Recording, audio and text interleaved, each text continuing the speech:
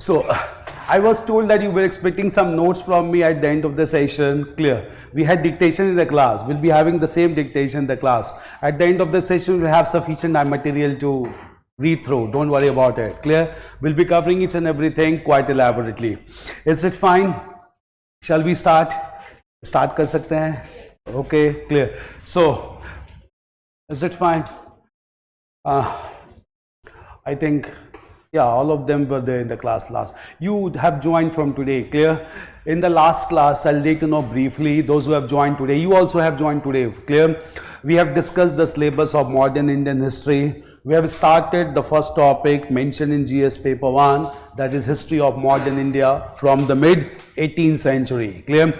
And in that we were discussing about the background. In that background, we discussed about arrival of European companies to India, and in this process we had discussed about the Portuguese, then followed by the Dutch, then by the British, then by the Danes, and finally by the French, clear? And ultimately it resulted into contest between two major European companies in India, that is the British and the French, clear? Dutch did not stay back in India, they went to Southeast Asia. Danes sold their settlements after some time and returned back to Scandinavian region, clear? So obviously two powers were left. Portuguese by this time had become a weak power, clear? Contest started between two companies, and these two companies were also representative of two arch rivals in Europe, clear? That is Britain and France. And most of the time the rivalry in Europe got manifested in India, and that resulted into three Karnatic wars, clear? Also known as Anglo-French wars. The first one being pure phenomena of European consequences, clear? As two countries began to fight in Austrian War of Succession from 1740 AD onwards, clear? And ultimately the two companies began to fight in India also, but this was inconclusive in nature, and it came to an end through the Treaty of Aix-la-Chapelle, which was signed in France, and that ended the war between British and French East India Company within India as well, clear? Till this point we had discussed in the last session, so try to cope up from here. You have missed the first class, clear? Take the class online. Okay, fine, then it's wet. So obviously let us start with the second Karnatic war, clear? Now before we start from here, any question to be asked? Somil, sir, I have one question. Yeah, please proceed. Please proceed, Somil. Any question from here also before we proceed further from the last class, that till the point we had already done? Any question to be asked? Any question to be asked? Sir, you made us write first settlement at Surat in 1609, then you made us write first permanent settlement at Surat in 1613, and first temporary settlement at Masulipatnam, clear? In the last session also I made it clear, you need to be very clear about this, clear? I'll again repeat the same thing, clear? British took decision to establish their first factory at Surat in 1609, clear? With such objective, they deputed one of their officers to the court of Jahangir. This officer was Captain Hawkins, clear? Initially, this approval was not given by Jahangir, clear? Thereafter, Portuguese were defeated by the British in a clash that took place on the western coast known as Solihull, clear? And thereafter, the permission was granted by Jahangir in 1611, clear? But the first factory that was established by British was at Masulipatnam, which was a temporary settlement in 1611. Then they established the first permanent factory at Surat in 1613. So decision to establish the first factory was taken for Surat, clear? But the first factory in temporary sense was started at Masulipatnam, and the first factory permanently was established at Surat in 1613, clear?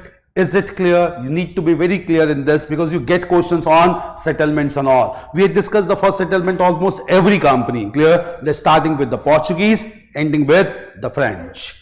Is it clear? Shall we proceed from here?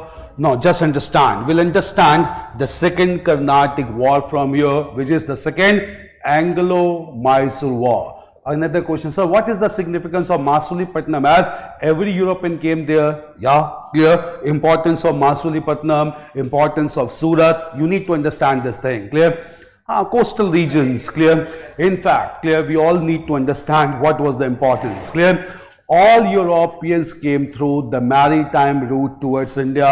We had discussed about the Portuguese, how they came from Cape of Good Hope, clear? And at the same time, when most of them came from the sea route, obviously their coastal ports were most important for them rather than mainland region, clear? Why they didn't enter into mainland region directly, clear? Because in mainland region, Mughals were still there. In the mainland region, provincial governors were still there, and they're very, very powerful yet, clear? So they never wanted to contest with them initially. They wanted to remain only as traders, clear? So taking items from India, going back to Europe, selling them at higher prices, that was the modus operandi of all the European companies, clear? So quite obviously they wanted to settle on the coastal belts of India, clear? And you must be knowing history and geography are interrelated. We have more than 7,500 kilometers of coastal belt in India, that is starting from Gujarat up to the region of Bengal at least, clear? So obviously if we look into this region, clear, this is almost in this region, clear?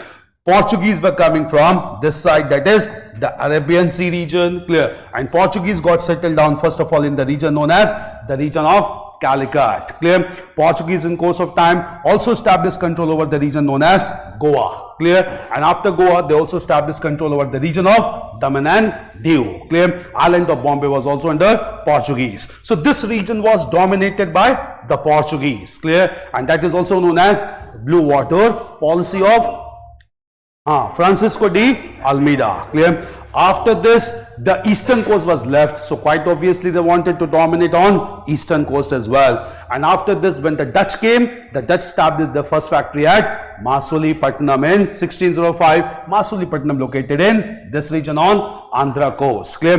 Masulipatam was also a prominent port for British, then by French as well. In course of time, they established fort at Hooghly also in the region of Bengal. They also established fort at Balasore located in Odisha. All these became prominent settlements of the Portuguese. Initially, they did not go into the interior region. Why they did not go to the interior region? Mughals and Mughal governors were still very powerful. It was not possible to defeat them at this point of time. So they remained confined only to coastal belts, clear? Even the clash that started here, this clash is the region known as the region of Karnatic. Karnatic located within the state of Hyderabad, clear? Three clashes took place and these are known as three Carnatic wars, also known as Anglo-French wars. Clear? Please. Sir हर कोई जो भी European company थी वो India में क्यों आना चाहते हैं? वो इंडिया में क्यों आ रही थी? इंडिया ही क्यों, कोई और देश क्यों नहीं था? ये मैंने लास्ट क्लास में डिस्कस किया। मैं आपको बताऊं, कारण ये था कि जब रेनेसां मूवमेंट प्रारंभ होता है यूरोप में, तो एंशिएंट टेक्स्ट जो यूरोप में अवेलेबल थे वो पढ़े जाते हैं, क्लियर? जो बहुत पहले लिखे जा चुके थे, क्लियर? इन सारे एंशिएंट टेक्स्ट में एक चीज़ की बात कही गई थी कि ईस्टर्न वर्ल्ड में एक कंट्री है इंडिया, जहाँ पे रोमन्स और जहाँ पे यूरोप के बहुत सारे रिसोर्सेज कन्फाइंड है, क्लियर? ये कन्फाइंड क्यों हुए थे, क्लियर? अभी आपको एंशिएंट इंडिया नहीं कराया गया है, लेकिन समझ लीजिए यहाँ पे एंशिएंट इंडिया में फर्स्ट सेंचुरी एडी जब शुरू होता है, क्लियर? तीन इंपॉर्टेंट किंगडम्स और डायनेस्टीज रूल करते हैं सदर्न पार्ट में, क्लियर? अगर इन तीन किंगडम्स को देखेंगे तो यहीं पर मैं आपको बता दूं, क्लियर? ये तीन किंगडम्स कौन कौन थे, क्लियर? सबसे पहला किंगडम था किंगडम ऑफ चेरास, चेरास जिसे आज हम मॉडर्न केरला पुत्रास या केरला या मालाबार कहते हैं, clear? Second was a kingdom which was known as the kingdom of Pandyas. Pandyas had the capital at Madurai, and the third major kingdom was, or the dynasty was, that of Cholas. Clear? इसको संगम dynasties के नाम से भी जानते हैं, clear? And all these three dynasties in the early centuries of Christian era, they had a very flourishing trade with the Roman world, clear? So they had a very flourishing trade with the Roman world. और यहां पे वो क्या कर रहे थे, बहुत valuable items export कर रहे थे, जैसे स्पाइसेस, कॉटन, आइवरीज क्योंकि एलिफेंट्स बहुत पाए जाते हैं, क्लियर? इसके साथ साथ precious and semi precious stones जो बेस्ट जो या पेनिसुलर बेल्ट में मिल रहे थे, और इनके बदले इनको क्या मिल रहा था, इनके बदले इनको मिल रहा था pure coins or bullions, clear? Gold and silver bullions were coming here, and that is why India became the sink of Roman bullions, clear? एक राइटर है प्लिनी जो लिखते हैं उस समय कि India has become the sink of Roman bullions, clear? So सारे resources Roman world के इन 3 किंगडम और डायनेस्टीज के पास आ जाते हैं और सारे रिसोर्सेज कन्फाइंड हो जाते हैं। क्लियर? इसलिए ये बहुत प्रॉस्परस भी माने जाते हैं early centuries of Christian era में। क्लियर? अब चूंकि ये ट्रेड तो चल रहा था, अचानक रोमन एम्पायर डिक्लाइन हो जाती है, ये ट्रेड रुक जाता है, लेकिन रिसोर्सेज इंडिया में ही रह जाते हैं। क्लियर? जब इन सारे सोर्सेस को उस समय पढ़ा जाता है, 13वीं सेंचुरी जब रेनेसां शुरू होता है, तो उनको लगता है हमें इंडिया को फिर से ढूंढना चाहिए, एक्सप्लोर करना चाहिए, ये रिसोर्सेज जो वहां कन्फाइंड है वहां से लिया जाना चाहिए। क्लियर? कोलंबस भी इसी से निकलते हैं, और जब वो अमेरिका डिस्कवर करते हैं तो वो कहते हैं वो ही सर्च इंडिया, बिकॉज अगर इंडिया सर्च कर लेते वो तो that was a big development. Clear? But that was rather North America. He named the people of America also as Red Indians. Clear? But the person who really explored India in modern times was Vasco da Gama. अब चूंकि सबको पता था resources बहुत ज्यादा हैं, सारे लोग जो हैं वो इंडिया की तरफ मूव करते हैं, तो Portuguese were followed by Dutch, then by the Danes, then British and then finally French. Clear? Comprehensively you should understand, it's very important. Clear? सिर्फ एंशिएंट मॉडर्न अलग नहीं है, इस एंटायर इंडियन हिस्ट्री, एंशिएंट से भी हम कुछ लेंगे, मिडिवल से भी कुछ लेंगे, to understand the developments in modern times. Clear? When we'll cover ancient medieval India, you will have an integrated understanding. The whole things began to evolve. Is it fine? Dynasties? हाँ please. The Dutch. Kartas. हाँ please. हाँ. Insurance against whom? Insurance against them only. Clear? Because the reason is Portuguese, we have written a line. Clear? Portuguese were the first one to introduce element of force in Indian trade. Force means not they began to use the power to dominate over Indian trade. So what they said was that we will anchor our ships on the western coast of India. Clear? And that ships will be safeguarded. Clear?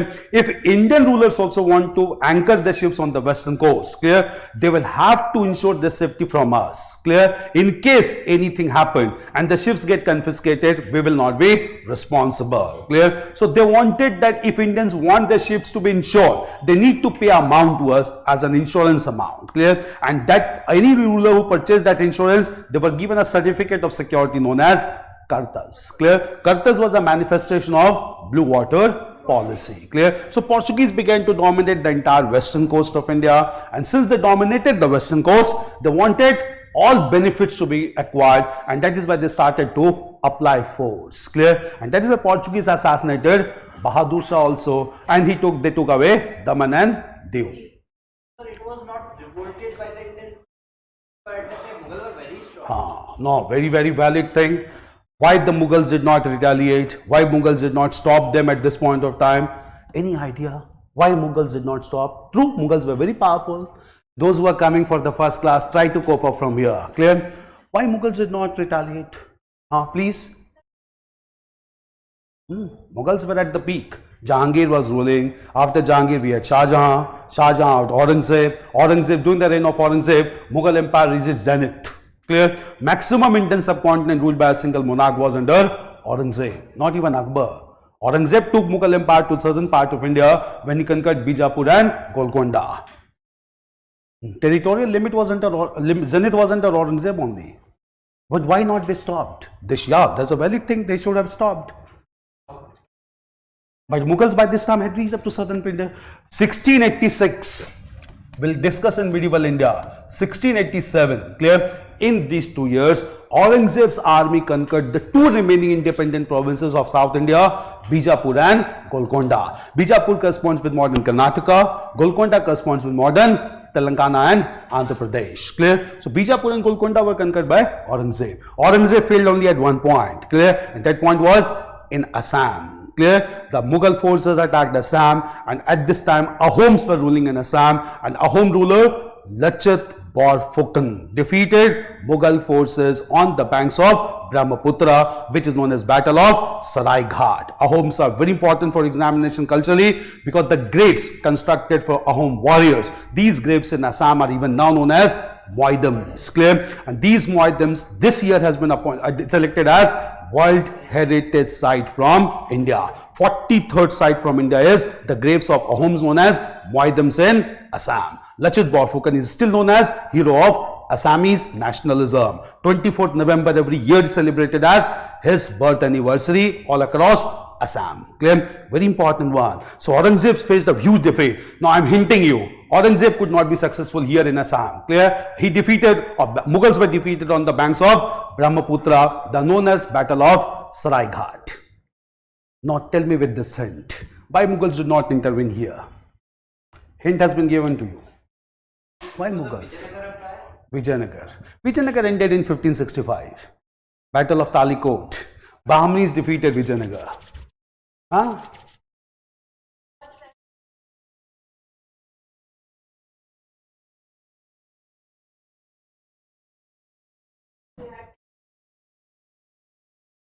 They still maintain the supremacy of Mughals. Clear? The only rebellious state which was there during the reign of Aurangzeb was Marathas.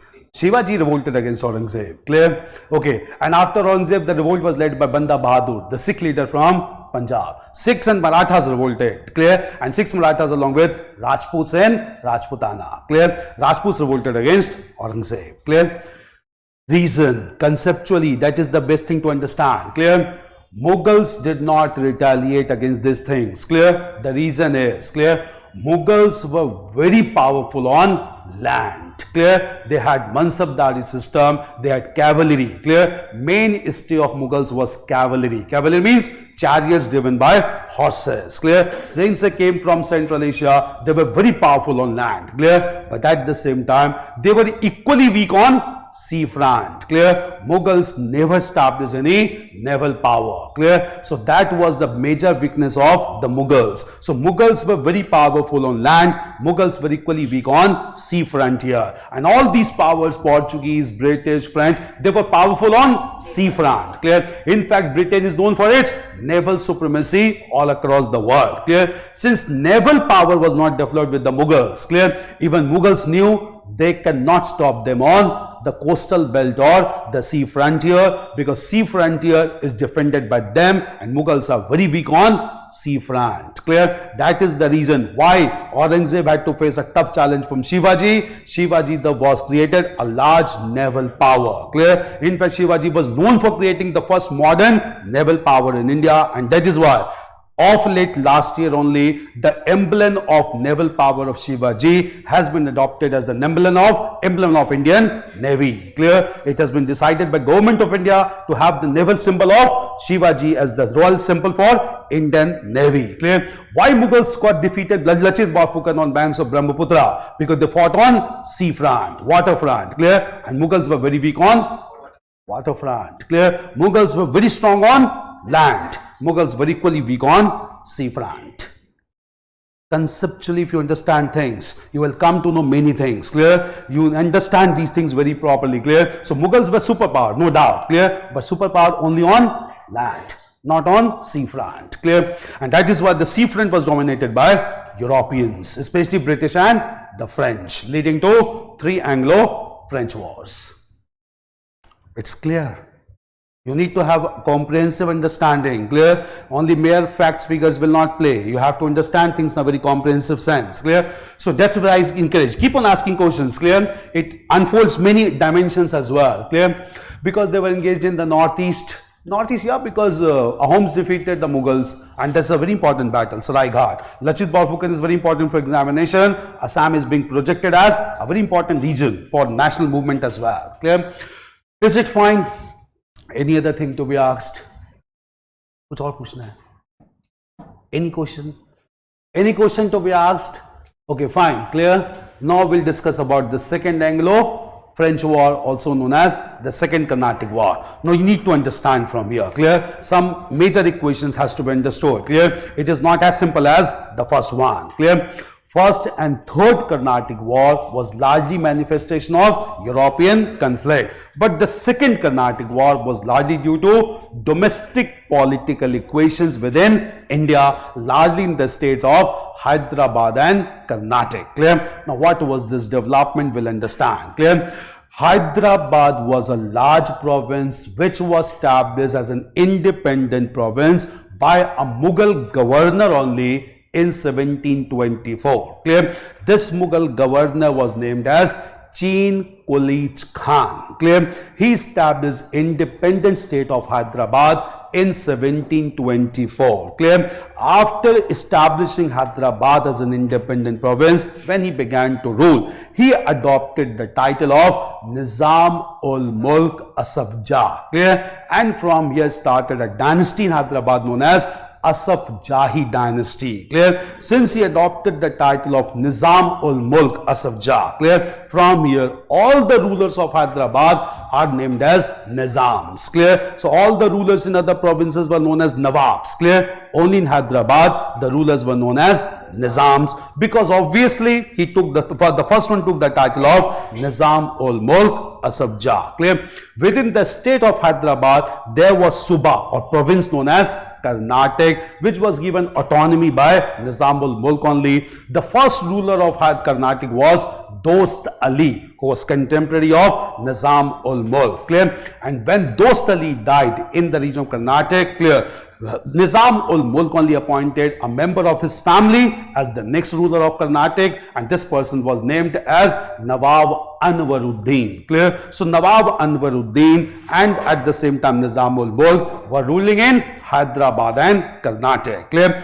In 1748, Nizam-ul-Mulk died. Clear? And when Nizam-ul-Mulk died, conflict started in Hyderabad as two persons from his family wanted to become the next Nizam. Clear? One was his son named as Nasir Jung. Another was his grandson known as Muzaffar Jung. Clear? So conflict of interest started between son and grandson, Nasir Jung and Muzaffar Jung. Clear? This conflict started in Hyderabad. Clear? Similar conflict started in Karnatic also. Clear? The position of Nawab Anwaruddin was challenged by another person of the same family known as Chanda Sahib. Clear? So disputes started both in Hyderabad and Karnatic. Clear? In this volatile political situation, there was a French governor who wanted to promote French interest in Hyderabad and Karnatic. This French governor was Francois Dupleix. Clear? And Dupleix decided to have his own role both in Hyderabad and Karnatic. In Hyderabad, he decided to support Muzaffar Jung to be the next Nizam of Hyderabad, and in Karnatic, he decided to support Chanda Sahib to be the next ruler of Karnatic. Clear? So Francois Dupleix began to play his cards here in order to have puppet rulers both in Hyderabad and Karnatic, so that French can have larger control over these two strategic provinces in southern part of India. Clear? In this relationship context, Dupleix succeeded to a large extent. Clear? First of all, Dupleix deputed the grandson of Nizam-ul-Mulk, Muzaffar Jung, on the throne of Hyderabad. Clear? But he knew conspiracies are going on in Hyderabad. To maintain the position of Muzaffar Jung, he deputed one of his officers known as Bussi at Hyderabad to look after the safeguard of the person, that is Muzaffar Jung. On one front, he succeeded. Clear? Then at the same time, with support of Muzaffar Jung and Chanda Sahib, Dupleix attacked Karnatic also. The capital of Karnatic was Arcot. Clear? And when they attacked Arcot, the capital of Karnatic, it resulted into a major clash known as War of Ambur. Ambur is a place located near Vellore. Clear? When this war took place in 1749, Nawab Anwaruddin was defeated. Clear? There was son of Nawab Anwaruddin known as Muhammad Ali, and out of fear, Muhammad Ali fled from Arcot, the capital city, and took hide at a place known as Trichy or Trichinapolai in modern Tamil Nadu. Clear? Here also Chanda Sahib became the Nawab of Karnatic. Dupleix was at the height of glory. So at both places he succeeded. Muzaffar Jung became the Nizam of Hyderabad. Chanda Sahib became the Nawab of Karnatic. Clear? At the same time, he was anticipating some major conspiracy also. He was right also. In one of the conspiracy in Hyderabad, Muzaffar Jung was killed. That is why Dupleix deputed his officer Bussi in Hyderabad. Bussi immediately raised another member of the same family as the next Nizam, and this person was Salabat Jung. Clear? Salabat Jung was posted as next Nizam in Hyderabad, and out of respect for Dupleix, clear, Salabat Jung gave 4 areas on the eastern coast permanently to the French. These 4 areas are Mustafa Nagar, Illore, Rajamundry and Sikakol. 4 areas combined together is known as Northern Sarkar. Clear? So Northern Sarkar is a straight coastal stretch of land on eastern coast which were given to French. Clear? Dupleix reached the height of glory with this. Clear? But all these developments in which French was gaining an upper hand, these were closely watched by British also, and British governor then decided to act, and this governor was Robert Clive. Clear? And when Robert Clive decided to act, it resulted into a major clash which is known as Second Carnatic War or the Second Anglo-French War. Equations first of all are clear. Clear? Shall I repeat the equation? फिर से बताना है ये equation. Clear है आपको ये equation? Clear? Hyderabad और Karnataka. Clear? हाँ, please. In brief, clear? I'll write and I'll explain you. Clear? The independent state of Hyderabad was founded by Mughal governor. This Mughal governor was Chin Kulij Khan. Clear? After becoming the ruler of Hyderabad in 1724, he adopted a title known as Nizam-ul-Mulk Asaf Jah. Therefore, the dynasty came to be known as Asaf Jahi dynasty. This independent state of Hyderabad was founded by him in the year 1724. This much is clear. Within the state of Hyderabad was the region of Karnatic. Clear. And the first ruler of Karnatic was Dost Ali. Clear? When he died in 1743, he was replaced by another person in the region of Karnatic by Nizam-ul-Mulk. This person was named as Nawab Anwaruddin. Karnatic had the capital at Arcot. This much is clear first of all. Clear. In 1748, I am talking about the year 1748. Clear? Nizam-ul-Mulk died. Clear? When Nizam-ul-Mulk died in 1748, contest started between his son named as Nasir Jung and his grandson, who was his nephew also. Clear? This nephew was named as Muzaffar Jung. Clear? Conflict started here. Clear? Similar conflict started in Karnatic also. One member, when this conflict started in Hyderabad, they were instigated in Karnatic also. There was a member in Karnatic in the royal family, and this person was named as Chanda Sahib. And Chanda Sahib began to oppose Nawab Anwaruddin. Chanda Sahib was the related to family of Dost Ali. Clear? So Chanda Sahib began to oppose the candidature of Nawab Anwaruddin. Conflict started here also, that is in Karnatic also, between Anwaruddin and Chanda Sahib. In Hyderabad between Nasir Jung and Muzaffar Jung. In this complete fluid situation, clear, there was French governor named as Francois Dupleix. Clear?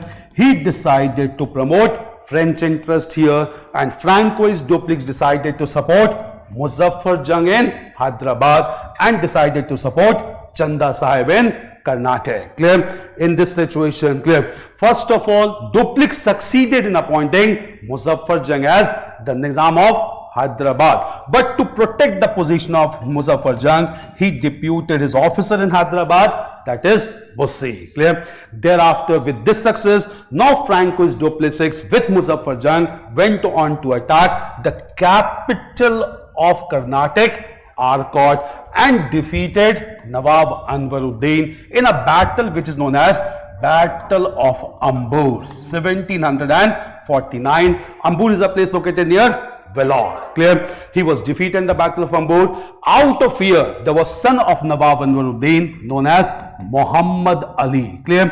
Out of fear, he fled from Arcot and took shelter at Trichy or Trichinapula in modern Tamil Nadu. Clear? This was one development. Clear? Chanda Sahib was proclaimed as the Nizam or Nawab of Karnataka. Dupleix was at the height of glory. Meanwhile, due to internal conspiracies, Muzaffar Jung was killed. Bussi immediately raised another person of the same family, Salabat Jung, to be the next Nizam of Hyderabad. Since he came to power with support of French, Salabat Jung gave 4 important areas to the French. These 4 areas are Illore, Mustafanagar, Illor, Mustafanagar, Rajamundry and Sikkakol. Rajamundry and Sikkakol. These four areas combined together is collectively known even now as Northern Sarkar. Northern Sarkar. Clear? With this, Dupleix reached its height of glory. Clear? Now, British could not tolerate one-sided victory for the French. British decided to retaliate, and retaliation was led by British Governor Robert Clive. How Robert Clive operated? We'll come to operation of Robert Clive. That marked the beginning of Second Carnatic War. Equations are clear? You should be very clear in these equations. Clear? Fine? Clear? Son of Nawab Anwaruddin.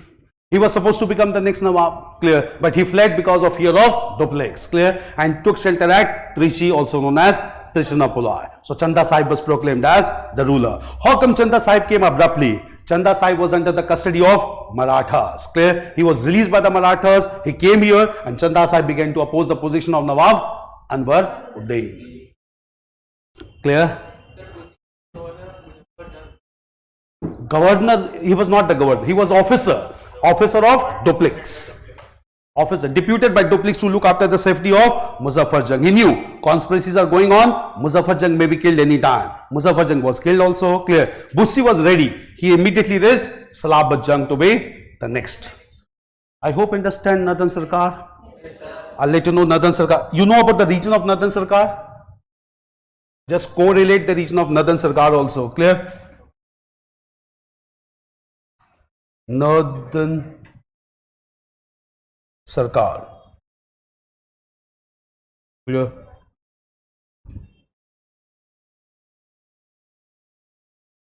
Northern Sarkar's on map. Clear? This is a sea also. Clear? This is Northern Sarkar. You can use this map in Anglo-Mysore War also. Clear? This is Northern Sarkar. Hyderabad. This is the region of Northern Sarkar, the coastal belt. This is Madras region. Clear? This entire region comprised of four areas: Mustafanagar, Illor, Rajamundry and Sikkakol. Clear? We can write from here. Write heading as the Second Carnatic War. How did Mysore? Not in this war. Mysore was not related till now, because it is the 1749 the war started. Clear? Mysore at this time was a very peaceful province under warrior rulers. Clear? Mysore came into prominence when Hyder Ali took the charge in 1761. But by 1761, French had already been defeated. Clear? So we'll come. But Mysore played an important role with respect to this war because of one region known as Mahe. We'll come to the region of Mahe. Clear? Is it fine first? Okay. Now write Second Carnatic War. Second Carnatic War. Write introduction first. Write the Second Carnatic War. The Second Carnatic War in the middle of, keep on repeating the sentence of syllabus also, in the middle of the 18th century. That's the point from where syllabus starts. In the middle of the 18th century. मैं फिर से बोलता हूँ. The Second Carnatic War in the middle of the 18th century was essentially due to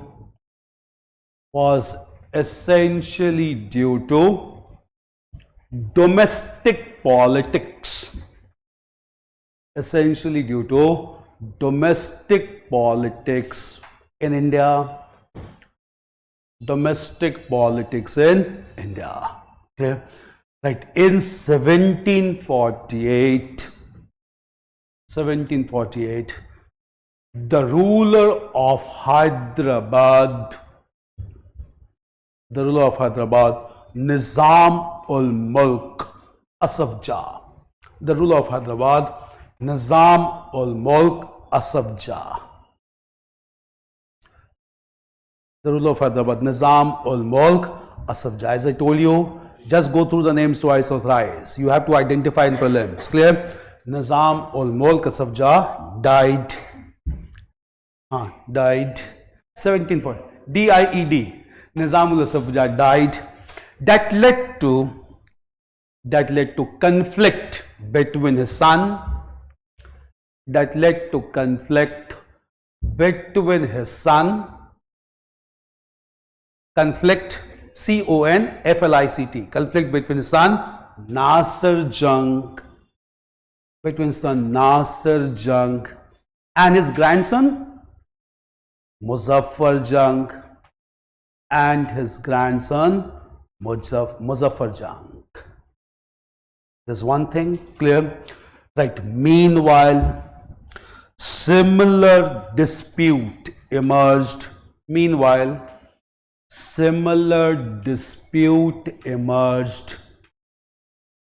Karnatic,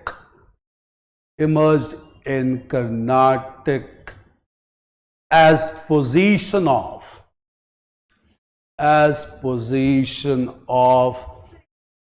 similar dispute emerged in Karnatic as position of Nawab Anwaruddin, was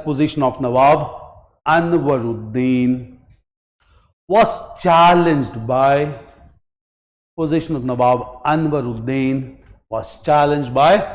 Chanda Sahib.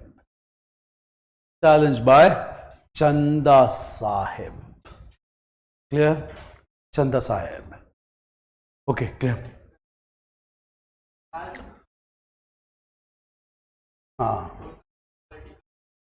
Basically Nawab Anwaruddin, when he became Nawab, clear, at that point of time, clear, Chanda Sahib was imprisoned by the Marathas because Marathas wanted Nawab Anwaruddin to become the ruler of Karnataka, clear, because he had better relationship with Marathas, clear. Not to create disturbances, Chanda Sahib was released by the Marathas, clear, and Chanda Sahib began to challenge the position of Nawab Anwaruddin, clear, just because of better relationship between Anwaruddin and the Marathas.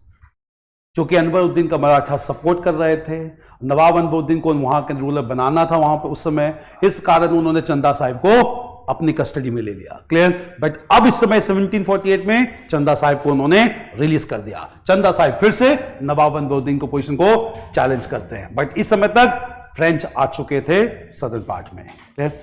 Right, in this situation,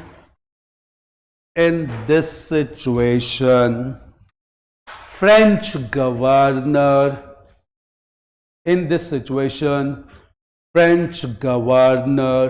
Francois Dupleix,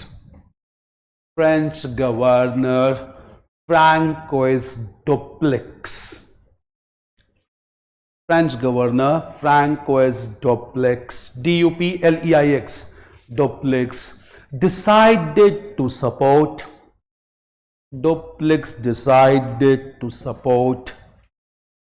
Muzaffar Jung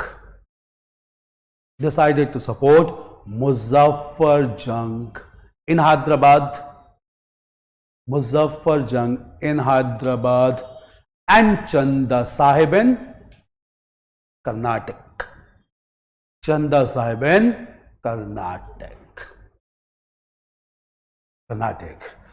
Clear? Change paragraph now. Clear? Right. Muzaffar Jung became Chanda Sahib in Karnatic. Next paragraph. Muzaffar Jung became the Nizam of Hyderabad.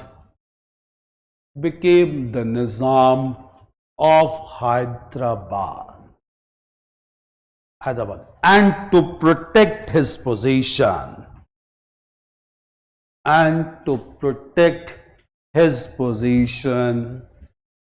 French officer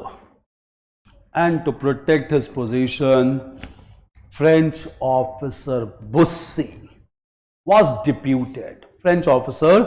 Bussy was deputed. B-U-S-S-Y.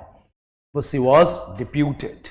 D-E-P-U-T-E-D. Any word which is not clear, let me know. Explain. Clear? Was deputed. Bussy. Clear? Right. At the same time,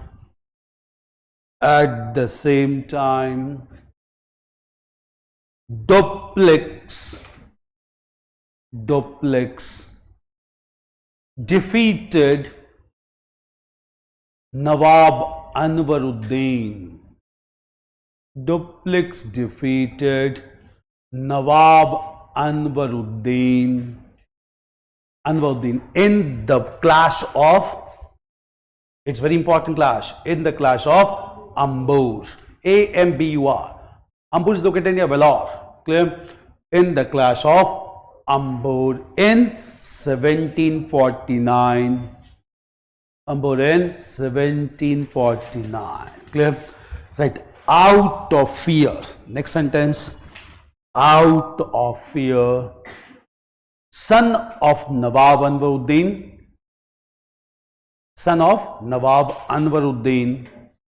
Muhammad Ali. Son of Nawab Anwaruddin, Muhammad Ali fled, fled from the capital city Arcot. Son of Nawab Anwaruddin, Muhammad Ali fled from the capital city of Arcot. Fled from the capital city of Arcot to Trichy. Fled from the capital city of Arcot to Trichy. Trichy is also known as Trichinopoli. Clear? Clear? Fled from the Arcot to Trichy or Trichinopoli. Clear? Tamil Nadu. Clear? Right. Chanda Sahib became the Nawab of Karnatic. The Nawab of Karnatic. Duplex succeeded in both the front. Nawab of Karnatic. Clear? Change paragraph again. Clear? Like, due to internal conspiracy,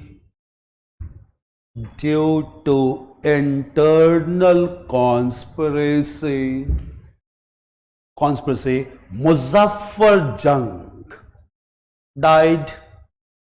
Muzaffar, Nizam of Hyderabad, died. Clear? That decimated. Clear? Killed. The Muzaffar Jung died in Hyderabad. Muzaffar Jung died in Hyderabad. Conspiracy because he was poisoned, so not killed. Death. Clear? Muzaffar Jung died, and French officer Bussy immediately appointed. French officer Bussy immediately appointed.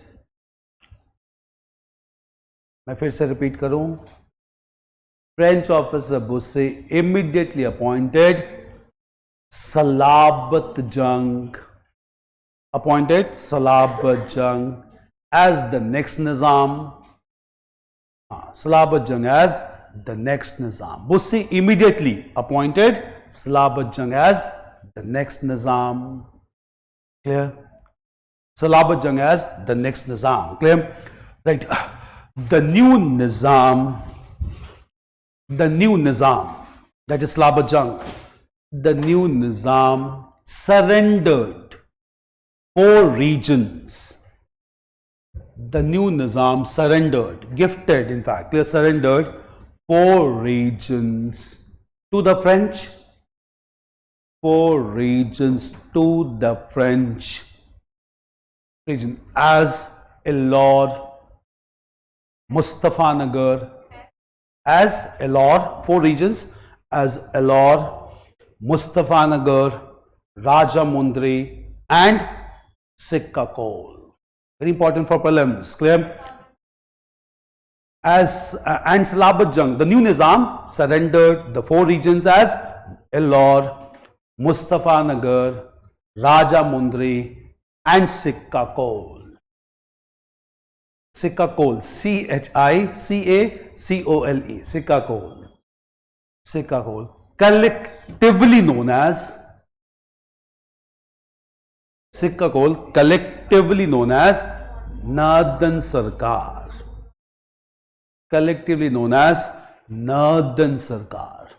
चारों reason को मिला के हम northern सरकार कहते हैं. Collectively known as Northern Sarkar. Northern Sarkar. Sometimes we write CIR, CAR. Sometimes we SAR, KAR. Clear? Both are same. Northern Sarkar. Clear? Right. With such development, duplex reached. With such development, duplex reached the height of glory. Duplex reached the height of glory. Reached the height of glory, which was not acceptable to the British, arch rivals, which was not acceptable to the British.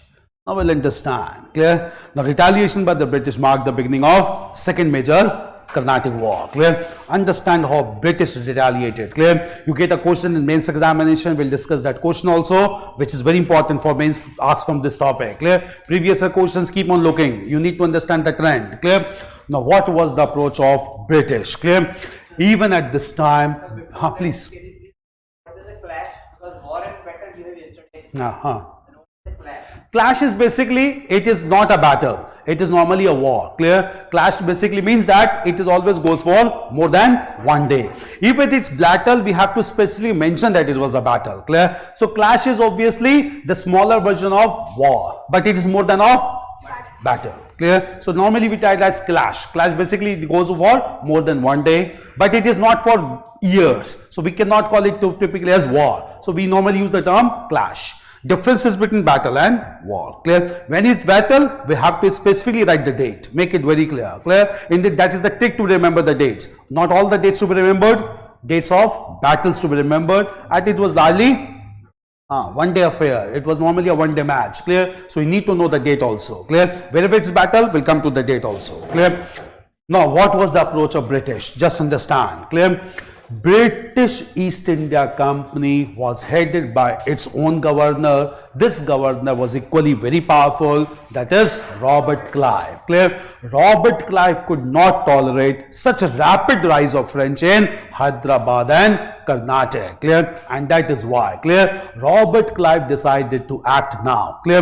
Now what was done by Robert Clive at this time? Robert Clive knew one thing very well. Clear? That at this time Arcot is a very important location as the capital of Karnataka, and the real ruler of Karnataka was Muhammad Ali, son of Nawab Anwaruddin, who was hiding in Trichy or Trichinopoli. Clear? So what was basically is he needed a face to be appointed as ruler of Karnataka, and the face could be only Muhammad Ali. He wanted to bring back Muhammad Ali from Trichy to Arcot. Clear? Now what did he do? He deceived the French. Clear? There was a deception done by him. Clear? Small French British forces attacked the region of Arcot. Clear? All French forces assembled at Arcot to defend the capital city of Karnataka against the British. Clear? But that was not the real objective. It was deception done by Robert Clive. Clear? When clash started at Arcot between small British force and French, large British force immediately went to the region of Trichy, released and bring back Muhammad Ali to Arcot. Clear? So it was a deception to bring back Muhammad Ali from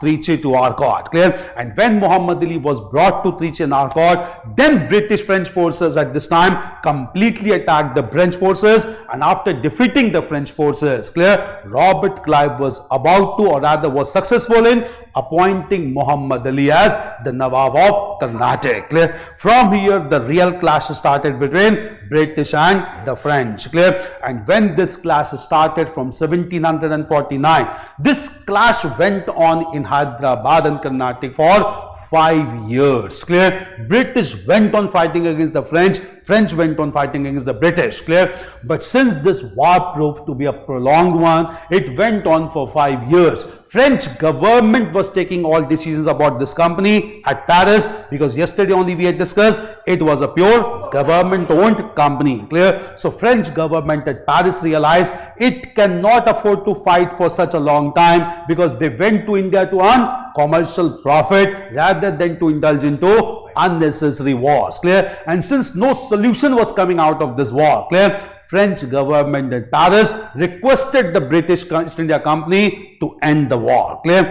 British also accepted the decision to end the war, but at the same time, when they ended this war, they concluded a treaty which is known as Treaty of Pondicherry. Clear? And as per the Treaty of Pondicherry, British demanded only one thing from the French. Clear? And that important thing was duplix should be recalled back to France, because they knew till the time duplix is there in India, their interest can anytime be affected. Clear? So duplix was crucial in this role. Clear? French accepted this demand, and as per the Treaty of Pondicherry, duplix was recalled back to Paris. Clear? With the departure of duplix, the fortune of French East India Company got adversely affected India. He was replaced by a weak governor known as Godieu in 1754. Clear? In this way, the clash ended in the year 1754. If you get a question, which was the primary reason for the defeat of French against the British,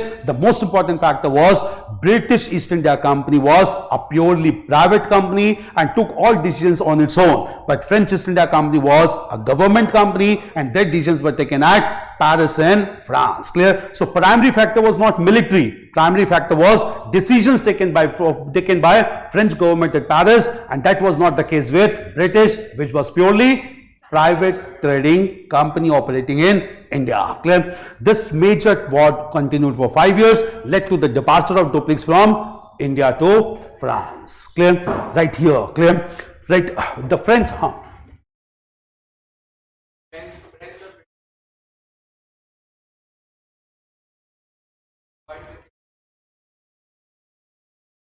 One French या British Muzaffar जंग को कर दिया. हाँ, खुद क्यों नहीं कर रहे थे? हाँ, वहां के लोग, local revolts. That could be a reason. Clear? That could be a reason, that is local revolts could have been taken place. Clear? Local people could have reconciled with local rulers. Clear? Rather than foreign companies. That is one factor. Clear? There's another factor also. Clear? वो another factor क्या है? Clear? वो बंगाल में भी देखेंगे. Clear? British and French or European companies. Clear? They always projected Indian rulers as the head of the state. Why? They never wanted to take responsibility of administration of these provinces. Clear? They wanted rather to maximize their profit rather than taking any liability to look after provinces. Clear? So just because they were primarily trading companies, they were concerned with commercial profit, and they never wanted to take any responsibility of exploitation. So obviously if Indian ruler was ruling and British were exploiting the resources, who could be blamed? Not the British, but the ruler. So rather than putting all the blame on Indian rulers, they wanted rulers to be as puppet ruler, and meanwhile they wanted to extract maximum profit out of Indian provinces. That was the real objective. They wanted always to project Indians as the rulers, mastering everything from the back door, just to maximize their commercial profit. Clear? So coming to this, clear? No, retaliation by the British. Clear?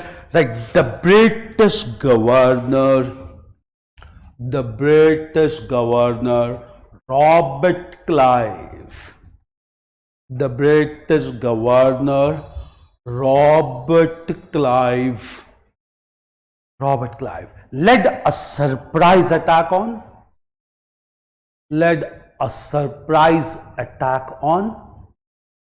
Arcot, just to deceive. Led a surprise attack on Arcot to deceive. DECEIVE. I hope you understand deceive. To deceive the French.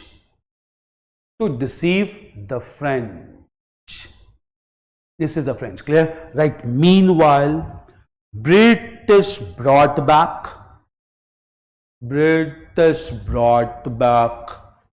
Muhammad Ali.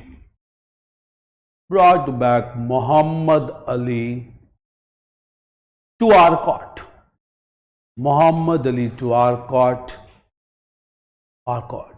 And was proclaimed as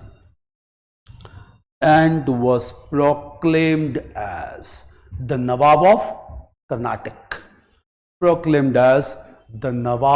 of Karnatic. Nawab. Difference kuch nahi hai. In Hyderabad we call it Nizam because the very first ruler only adopted the title Nizamul Mulk. Clear? Therefore all the rulers of Hyderabad are known as Nizams. All the other rulers are known as Nawabs. Except Hyderabad, it is known as Nizam. Suba. Yeah, it was under the Suba. Clear? But it was given autonomy. So it was operating as an independent province. Clear? Right. Next sentence. Clear? Right. This resulted into a prolonged conflict. This resulted into a prolonged conflict which continued for 5 years. Write in bracket date also, 1749 to 54. Continued for 5 years. Clear?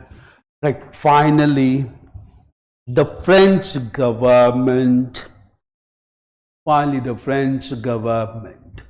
decided to end the war. Which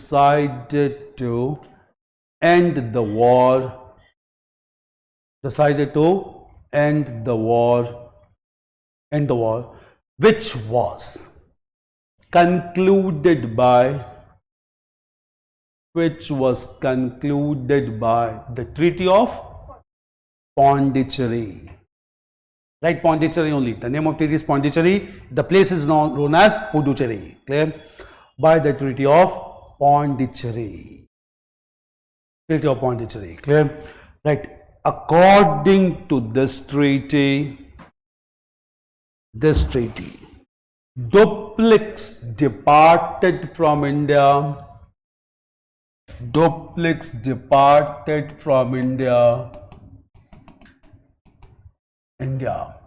And was succeeded by, write his name also, and was succeeded by French governor Godeheu. Godeheu. French governor Godeheu. He was a weak one. Clear? French governor Godeheu. Major development. Clear? There's a question. Also, if the government is supporting a company, should it be more powerful than a private trading company?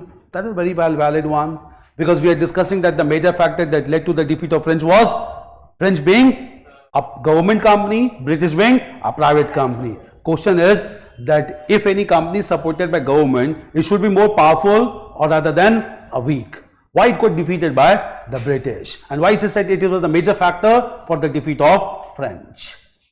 Because of the liabilities of the war, Huh. the government, Huh? the government company, and whereas it is on the private company. Private, clear. The liability of expenses, the liability of expenditure is on the government. Government has to give answers to the people, clear. It's the taxes and revenue of the people. So government is answerable to every single penny, clear. So government needed to answer what was the need to go for such war away from European India, clear. Government was to be answerable. But here it was a private company, British, not answerable to anyone, not even accountable to British government or parliament. So it could afford to fight war on its own term because they understood Indian scenario in a much better way than French government in Paris, and they knew after fighting for some more time, French can be defeated and they can monopolize Indian trade, clear. So since they were more aware about local conditions in India, they could afford to take some more decisions, clear. But that freedom was not given to a government owned company and government sitting back in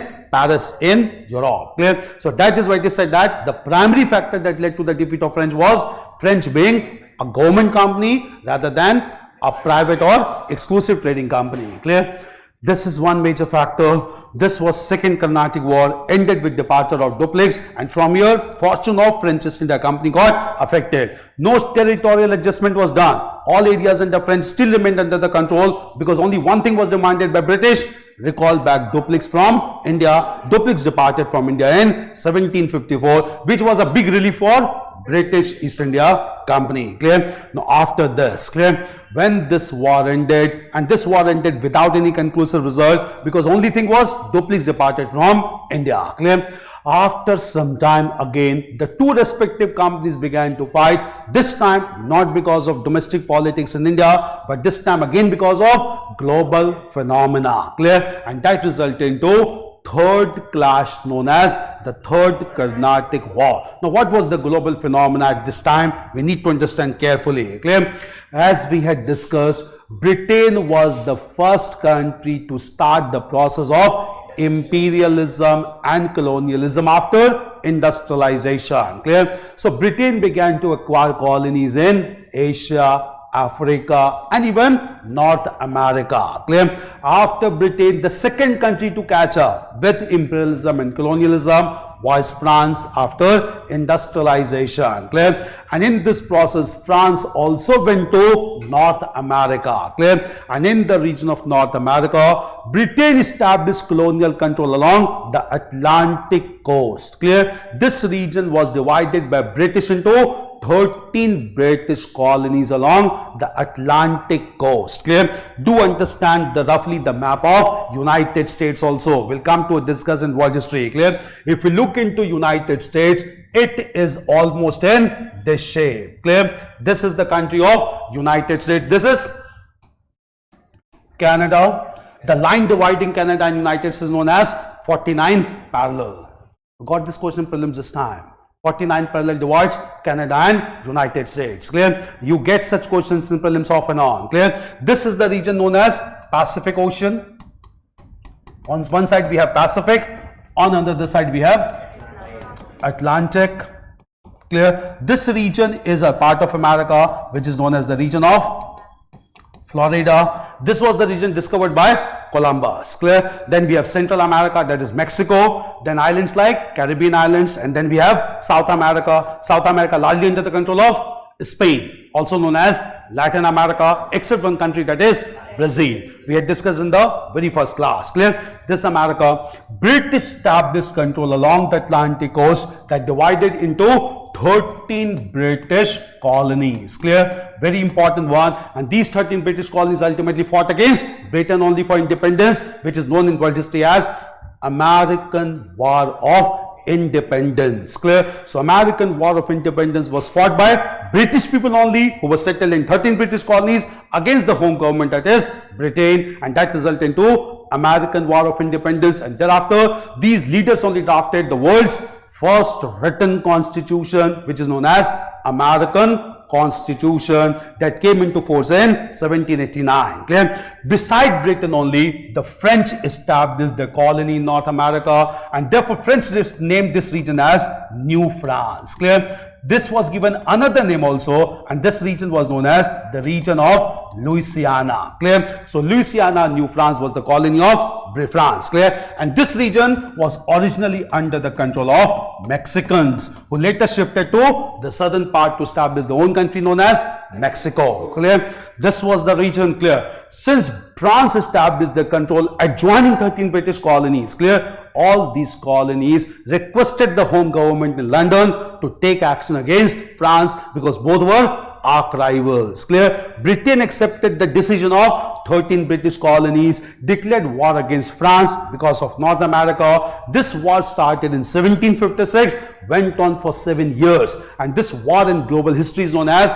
7 Years' War. Clear? So 7 years war broke out between Britain and France because of North America. It started in 1756, continued till 1763. Clear? And when this 7 years war broke out between Britain and France, their respective companies in India also began to fight, and that marked the beginning of Third Karnatic War. Clear? But by this time, French position was totally weak because Dupleix has departed back to France. Clear? And in this Third Karnatic War, Britain was fully prepared, especially under Robert Clive. Clear? And at this point of time, British forces decisively defeated the French forces in a major battle, which is known as Battle of Vandy Wash. Clear? Also known as Battle of Vandavasi. Vandy was located in modern Tamil Nadu. Clear? This battle took place on 22nd of January 1760. Clear? So it was a one-day match. Clear?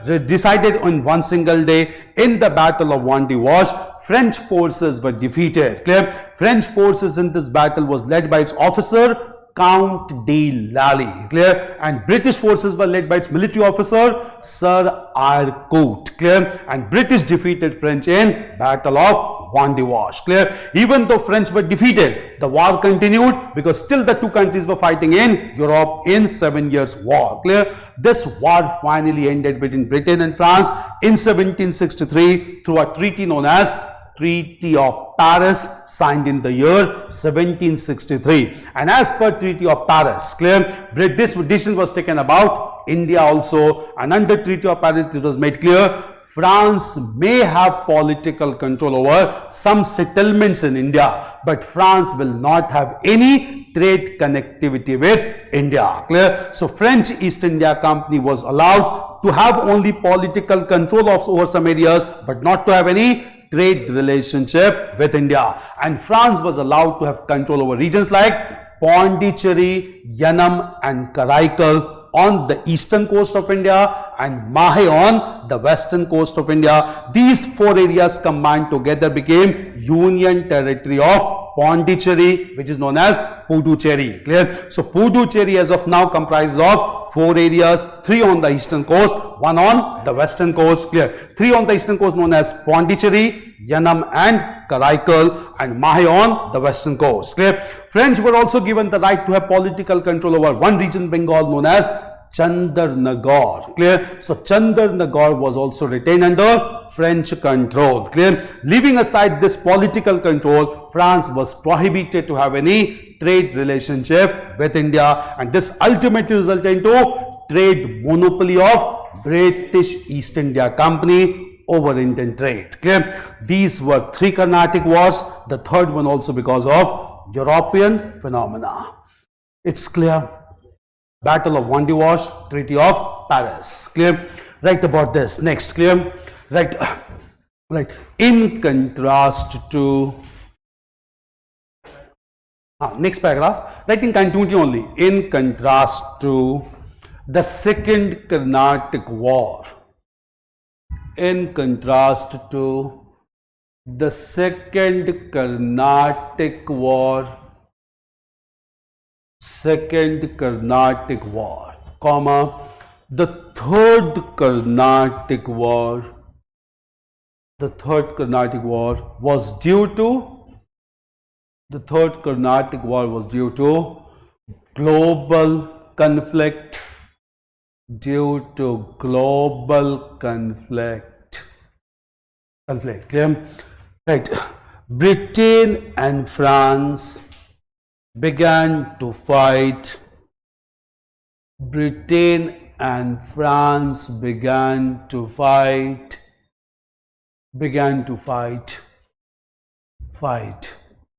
for control over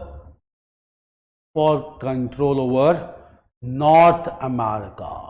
You have to connect this with global developments. Connectivity is very important. Clear? Control over North America. We'll come to this in world history. Clear? Control over North America. But this resulted into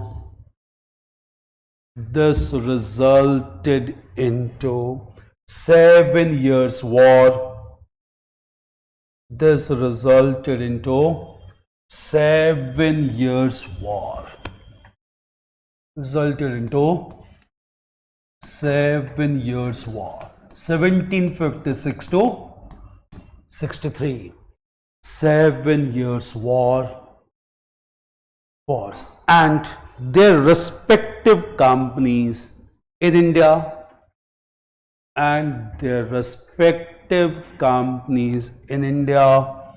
also began to fight, and the respective companies in India also began to fight.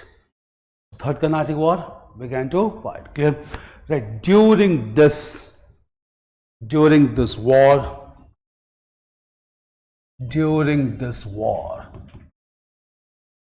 The most decisive battle,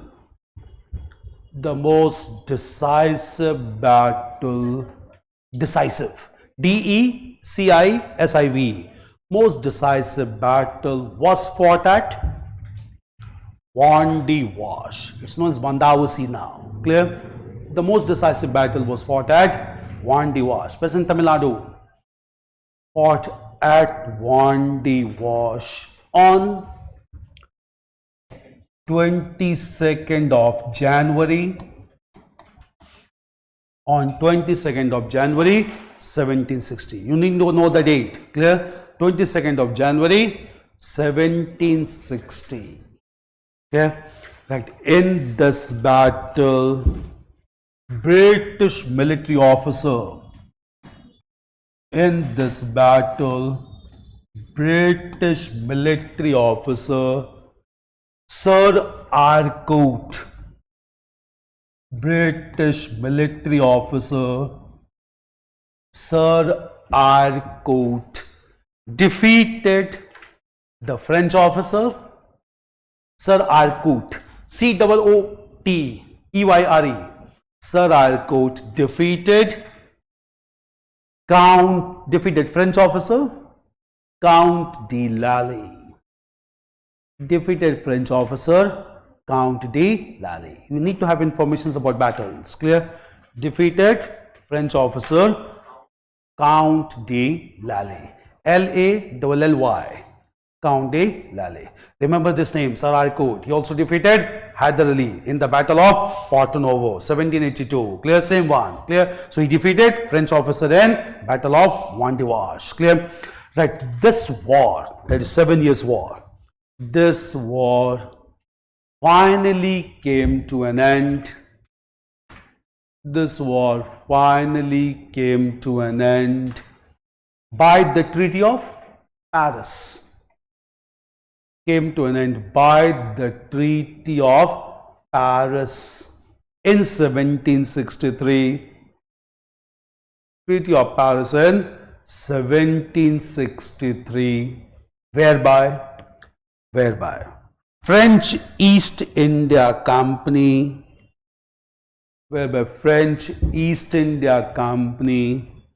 was allowed. French East India Company was allowed to retain political control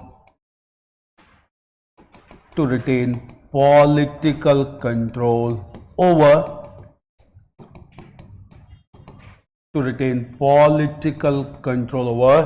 Pondicherry. Retain political control over Pondicherry, Yanam and Karaikal. Pondicherry, Yanam and Karaikal on the eastern coast.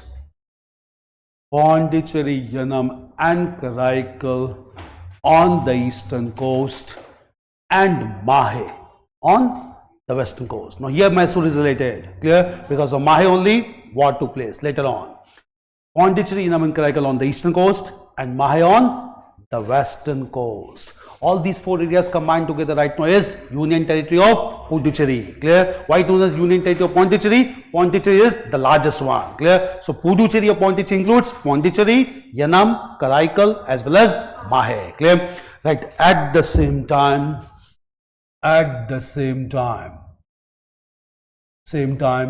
one region in Bengal,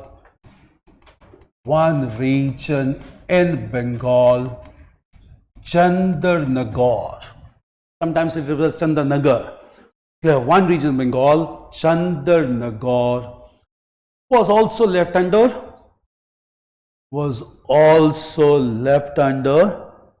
French dominance. Chandarnagar was also left under French dominance. At the same time, one region in Bengal, Chandarnagar, was also left under French dominance. Clear? So politically it could maintain control. Clear? Right. However, French East India Company, however, French East India Company was prohibited. French East India Company was prohibited to have any trade relationship with India. Trade relationship with India. Now we need to understand some angles here, some equations here. Clear? Clear. Till Second Karnatic War, French and British in India were equally matched power. Clear? No conclusive result took place in second also. Only one thing was that just because of decision of French government, Dupleix had to depart. Clear? What happened in the Third Karnatic War that ultimately led to the defeat of French in the Battle of Vendée Wash? We need to understand this factor here. Clear? This battle took place on 22nd of January 1760. Clear? What was the major factor that enabled the British to defeat French in the battlefield of Vendée Wash? The major factor was, meanwhile, when 7 Years' War broke out between Britain and France in 1756. Clear? Robert Clive in India acted very swiftly, and Robert Clive in the very next year, after 7 Years' War in 1757, defeated the forces of Bengal led by Nawab Siraj-ud-Dowla in the famous battle known as Battle of Plassey. Clear? And since after defeating Battle of Plassey, Robert Clive was able to depute a puppet Nawab on the throne of Bengal, and this puppet Nawab was Mir Jafar. Clear? And from Mir Jafar, he gathered huge amount of resources. Clear? And these resources of Bengal, both in men and material, were diverted to South India to defeat the French. Clear? So French were defeated in the Battle of Vendée Wash not only because of the weaknesses, but the real factor that changed the entire equation. That factor basically was that French was basically defeated because huge support was given to British bomb resources of Bengal, both men and material. Clear? And that is why we get a question in our mains examination. The key to India was searched by Dupleix in South, whereas the key to India was found by Clive in Bengal. Clear? You have to highlight the importance of Bengal here, because Bengal played the major role, because huge resources from Bengal turned the whole table, and that enabled the British to defeat the French. Clear? So the key to India was searched by Dupleix in the South. Clear? But the key to India was found by Clive in Bengal, because rich resources of Bengal changed every equation, and conquest of Bengal therefore is the most important development by the middle of 18th century, for which the credit is given to Robert Clive alone. Clear? This was the decisive equation that needs to be understood, that ultimately led to the defeat of French in battlefield of Vendée Wash. Clear? Equation is clear here. Write this one sentence, very important. Yeah, please. Please, clear. You write this one, is very important. Clear? Chain paragraph. Clear? Write the real factor. It's very important for your mains. Clear? The real factor that led to the defeat of the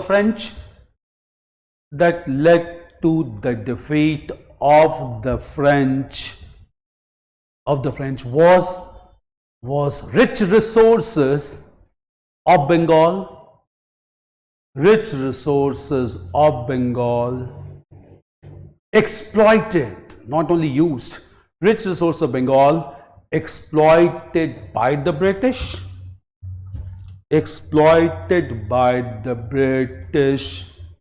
after the Battle of Plassey. After the Battle of Plassey. Plassey. We'll come to this battle separately. Clear? After the Battle of Plassey. Clear? Right. Therefore, it is accepted by scholars. You get this statement directly in mains. Therefore, it is accepted by scholars that the key to India, K-E-Y, that the key to India was searched by Dupleix, that the key to India was searched by Dupleix in South, was searched by duplix in south, but it was found by Clive. In Bengal. Bengal was the key to unfold India, but it was found by Clive in Bengal. The key to India was searched by duplix. Therefore, it is largely accepted by scholars, historians, that the key to India was searched by duplix in the south, but was found by Clive in Bengal. We'll come to this, how Bengal proved to be very important, decisive factor, clear? When we'll discuss about conquest of Bengal, resources of Bengal, clear? So, through Karnatic Wars, ultimately defeat of the French East India Company, France was allowed to have political control over Pondicherry, Yanam, Karaikal and Mahe along with Chandanagar, but could not have any trade relationship with India as per the Treaty of Paris, clear? Now with this, now we'll move on to, clear? There were 3 Karnatic Wars. With this only we'll move on to discuss about British conquest of Bengal. Conquest of Bengal was a major factor which unfolded the entire Indian territory. In fact, it was basically having the key to unlock India, and thereafter Robert Clive unlocked India with keys from Bengal, clear? Why Bengal is very decisive? We need to understand about conquest of Bengal and importance of this province in eastern part of India. Most of the books start with Bengal only, like Plassey to Partition, clear? Written by Shekhar Bandyopadhyay, clear? Why Bengal? Why Plassey? Is very decisive one. We'll come to Plassey. One decisive factor is defeat of French, largely because of Bengal resources, clear? Coming to Bengal province, clear? Anything to be asked about 3 Carnatic Wars, 3 Anglo-French Wars, first and third because of global phenomena, European phenomena, second one because of domestic politics. We had explained the domestic politics also, clear? 3 Carnatic Wars fought, ultimately leading to the defeat of French and monopoly of British East India Company over Indian trade. Is this clear? There's one question that has been asked twice here. Why was Chanda Sahib released by the Marathas? Clear? That is in second Carnatic War, clear? Chanda Sahib was released by the Marathas during this war. The reason is, clear? British basically wanted, or the Marathas basically wanted to have their own control over the province of Karnataka, clear? And they projected their own candidate for the throne of Karnataka, that was Chanda Sahib, clear? So initially they supported Nawab Anwaruddin and they imprisoned Chanda Sahib. Now they wanted Chanda Sahib to be the face of Maratha, or face of the Karnataka province, and they wanted to have Chanda Sahib as the ruler. So they released Chanda Sahib, he went to Karnataka and then he challenged the position of Nawab Anwaruddin. So Marathas wanted indirect control over the province of Karnataka at this point of time, and they wanted to use Chanda Sahib as a puppet ruler for them, clear? So just to use him as a puppet ruler, he was released and he worked according to Marathas. He challenged the position of Nawab Anwaruddin, and in this he was also supported by French as well, clear? So French also supported Chanda Sahib, the French governor being Dupleix, clear? Anything? Are these wars clear to you? There's a first topic of modern Indian history, that is the Carnatic Wars, clear? Now after Carnatic Wars, clear? Now we'll move on to discuss about very important province, that is province of Bengal. Very favorite topic for UPSC also. Off and on, both for mains and prelims, you get at least one question from conquest of Bengal, clear? Now we'll understand about this province from the very beginning, clear? Province of Bengal being an important one. Just understand, clear? The eastern province, I'll dictate, don't worry about it. First of all, try to understand, clear? The eastern province of Bengal became the most prosperous province of India by the middle of 18th century. This province was a large one that also included 2 other provinces of Bihar and Odisha, clear? So Bengal was an integrated province including the provinces of Bihar and Odisha. It was a large province, clear, and also the most prosperous one by 18th century. How Bengal became the most prosperous province, we need to understand the history also, clear? When Aurangzeb was the Mughal emperor in the 17th and 18th century, clear? Aurangzeb only appointed a Mughal governor to be the ruler of Bengal. Clear? The ruler or the governor who was appointed to look after Bengal province, this Mughal governor was Murshid Quli Khan. Clear? He became the governor of Bengal in 1700 with instructions given by Aurangzeb. Murshid Quli Khan introduced several reforms in Bengal, promoted trade and commerce and even agriculture, began to collect regular amount of land revenue, and treasury of Bengal began to have sufficient resources through revenue and taxes. Clear? All reforms were introduced by Murshid Quli Khan and they became very effective for Bengal province. Clear? Murshid Quli Khan remained almost as an independent ruler in Bengal from 1700 till his death in the year 1727. Clear? When Murshid Quli Khan died, he was succeeded by his son-in-law named as Shujauddin, who ruled for another 12 years from 1727 till 1739, and Shujauddin also carried forward the reforms of Murshid Quli Khan. Bengal further became highly prosperous under Shujauddin as well. Clear? Shujauddin ruled till 1739 to be succeeded by his son, who was a weak ruler. This son was Sarfaraz Khan. He became the Nawab of Bengal. But Sarfaraz Khan, being a weak one, Sarfaraz Khan was defeated and killed by governor of Bihar, and this governor was Ali Vardi Khan. Clear? So Ali Vardi Khan defeated and killed Sarfaraz Khan within few days only, and therefore Ali Vardi Khan became the Nawab of Bengal from 1740 onwards. Clear? He also carried forward the reforms of Murshid Quli Khan and Shujauddin. Bengal further became highly prosperous in nature, and Ali Vardi Khan remained on the Gaddi of Bengal till 1756. Clear?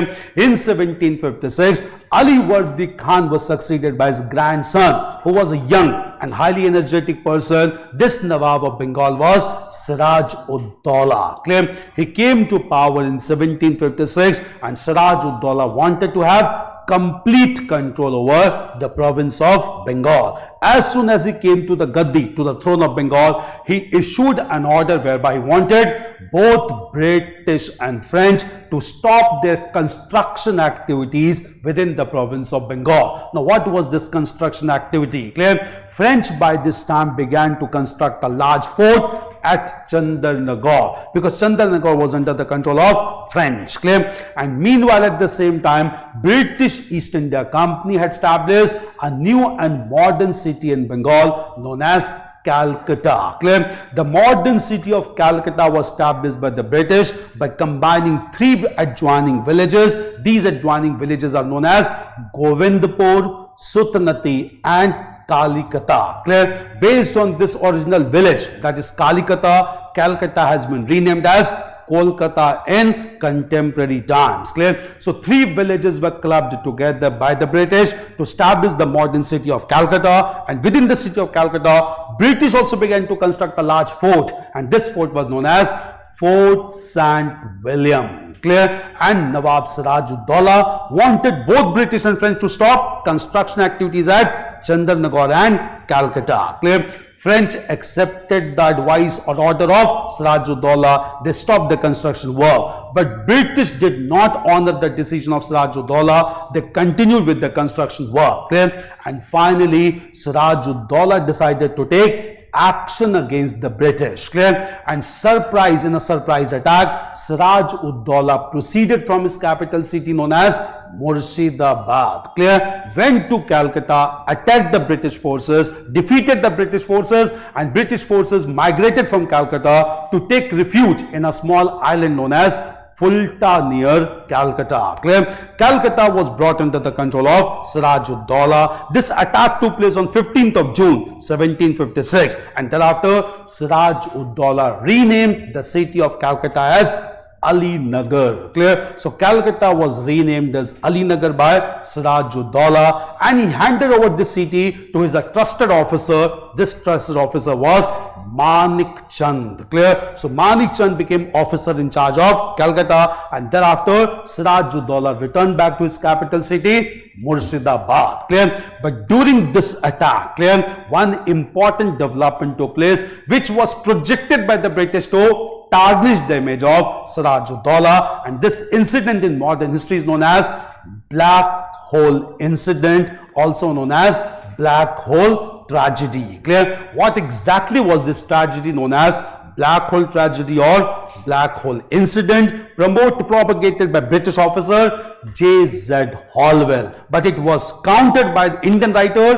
Ghulam Hussain in Bengal during 18th century. Clear? We'll understand about Black Hole Tragedy, also known as Black Hole Incident. Till this point it's clear.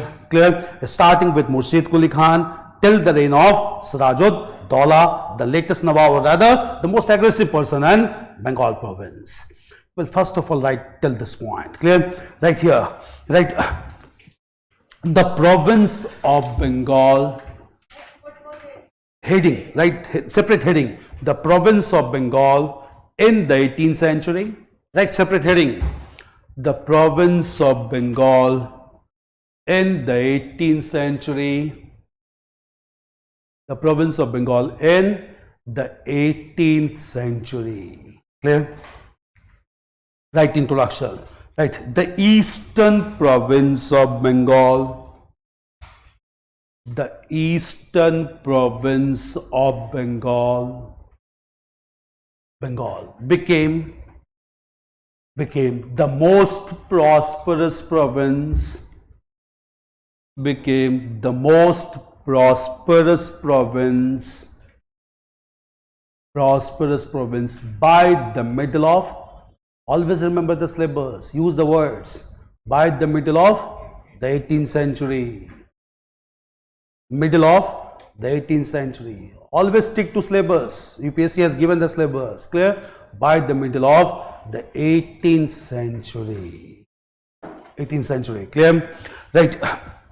In the beginning of the 18th century, in the beginning of the 18th century,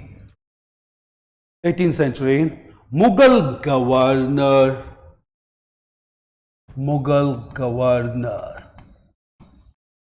Murshid Quli Khan, Mughal governor Murshid Quli Khan, Murshid Quli Khan became the ruler of Bengal,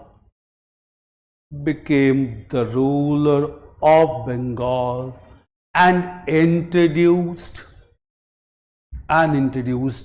several reforms,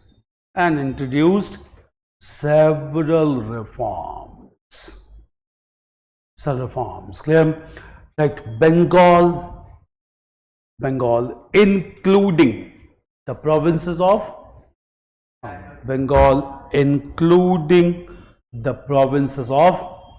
Bihar and Orissa, Bengal including the provinces of Bihar and Orissa, Bihar and Orissa became highly prosperous, Clear?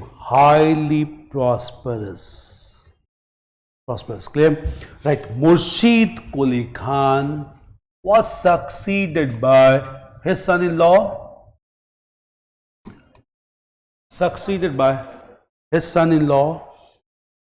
Shujauddin, who carried forward the reforms of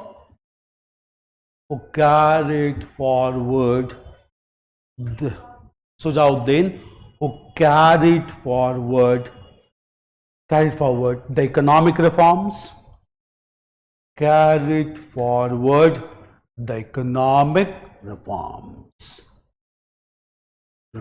Clear? Right. Murshid Quli Khan was succeeded by, गर्मी लग रही है, you want to rather reduce the temperature, clear? Shujauddin, clear? 17, right? Shujauddin was followed by his son Sajauddin was followed by his son Sarfaraz Khan, followed by his son Sarfaraz Khan, who was defeated and killed. Sarfaraz Khan, he was only for a few months. Sarfaraz Khan, who was defeated and killed by the governor of Bihar, was defeated and killed by the governor of Bihar, Ali Vardi Khan, by the governor of Bihar, Ali Vardi Khan, who carried forward the economic reforms,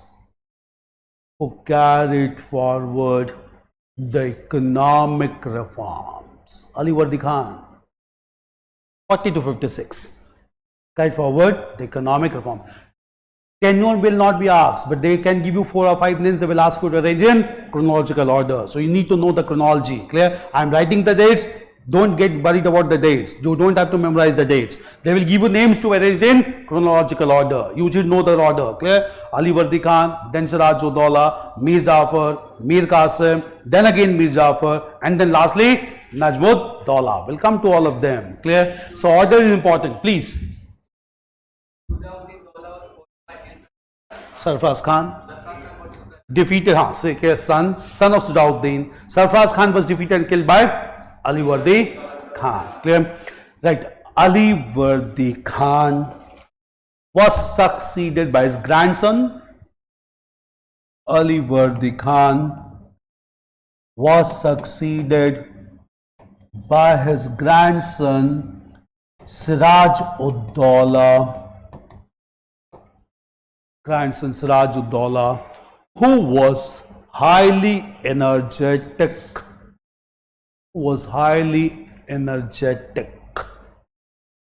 Siraj-ud-Dawla. Clear? Highly energetic. Order is clear till this point?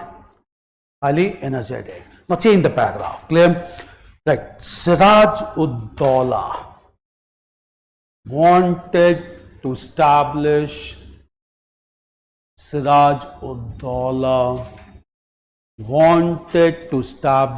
complete supremacy.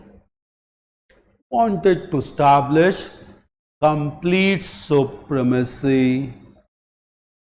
ordered both British and French.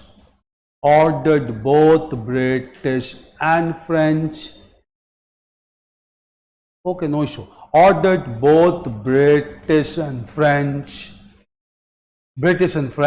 to stop construction activities.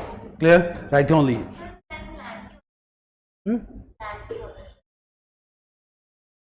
Bilkul. That is why he wanted that these areas which has been taken by the French and British, they should hold this region, but they should not carry any activity without my permission. He wanted sovereignty to be established. Clear? Right here, the French East India Company was constructing fort, F-O-R-T, was constructing fort at Chandarnagar,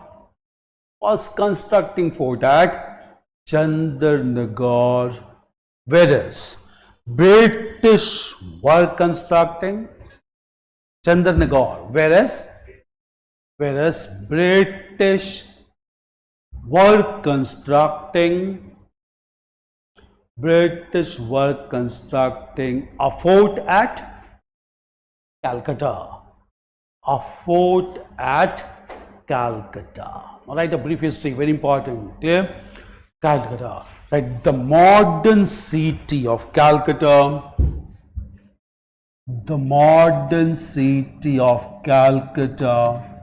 Was founded and established. The modern city of Calcutta was founded and established by integrating three adjoining villages, established by integrating three adjoining villages of Sutnati, NATI, Sutnati, Govindpur and Kalikata, present Kolkata, clear, and Kalikata. Sutnati, Govindpur and Kalikata, clear, Kalikata, right. The British were constructing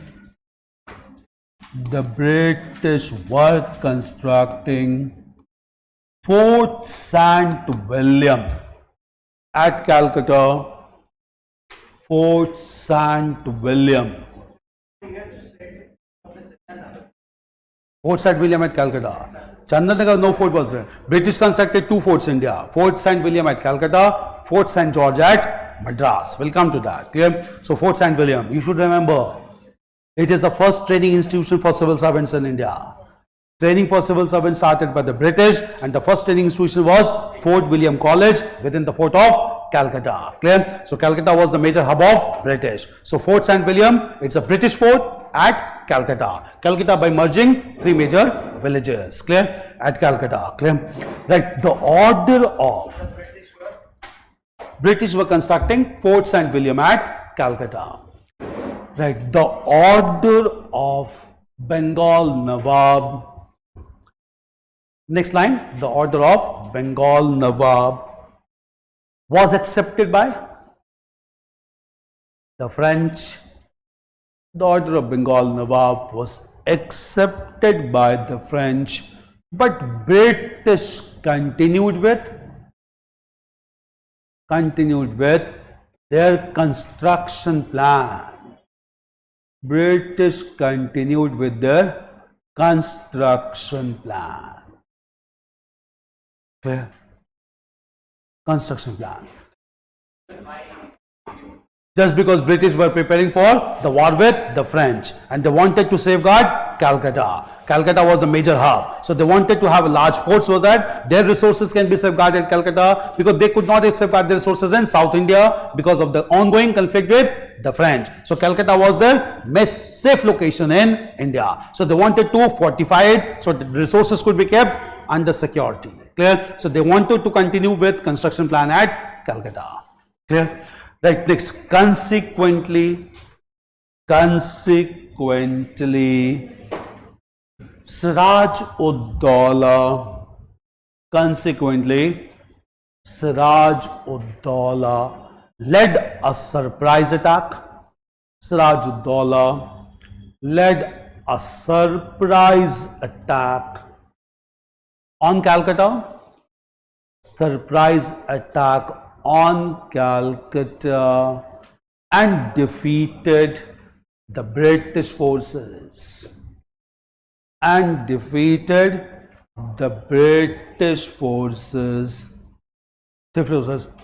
took refuge. They migrated, they left Calcutta at this time. Who took refuge on a small island. Who took refuge on a small island of Fulta. Took refuge on a small island of Fulta. They waited for Robert Clive. Fulta. A small island of Fulta. Clear? Right, next paragraph. Clear? Right. Siraj-ud-Dawla renamed the city of Calcutta. Renamed the city of Calcutta as Alinagar. City of Calcutta as Alinagar, and appointed a trusted officer.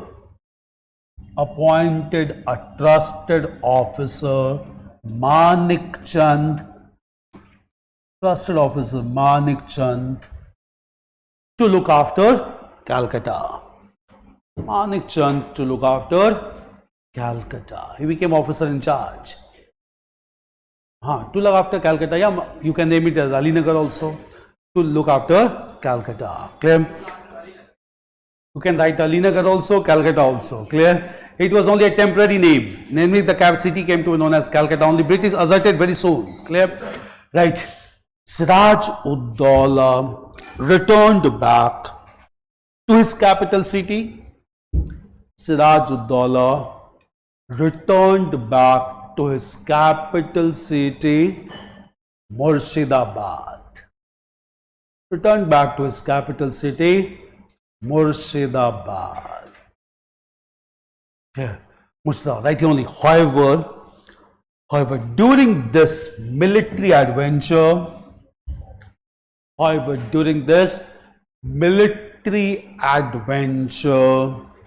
a controversial incident,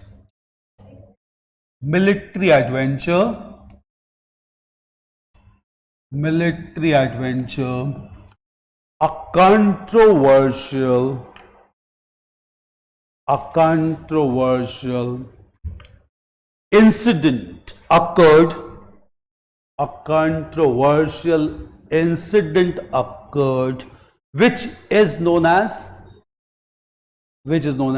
the Black Hole Tragedy.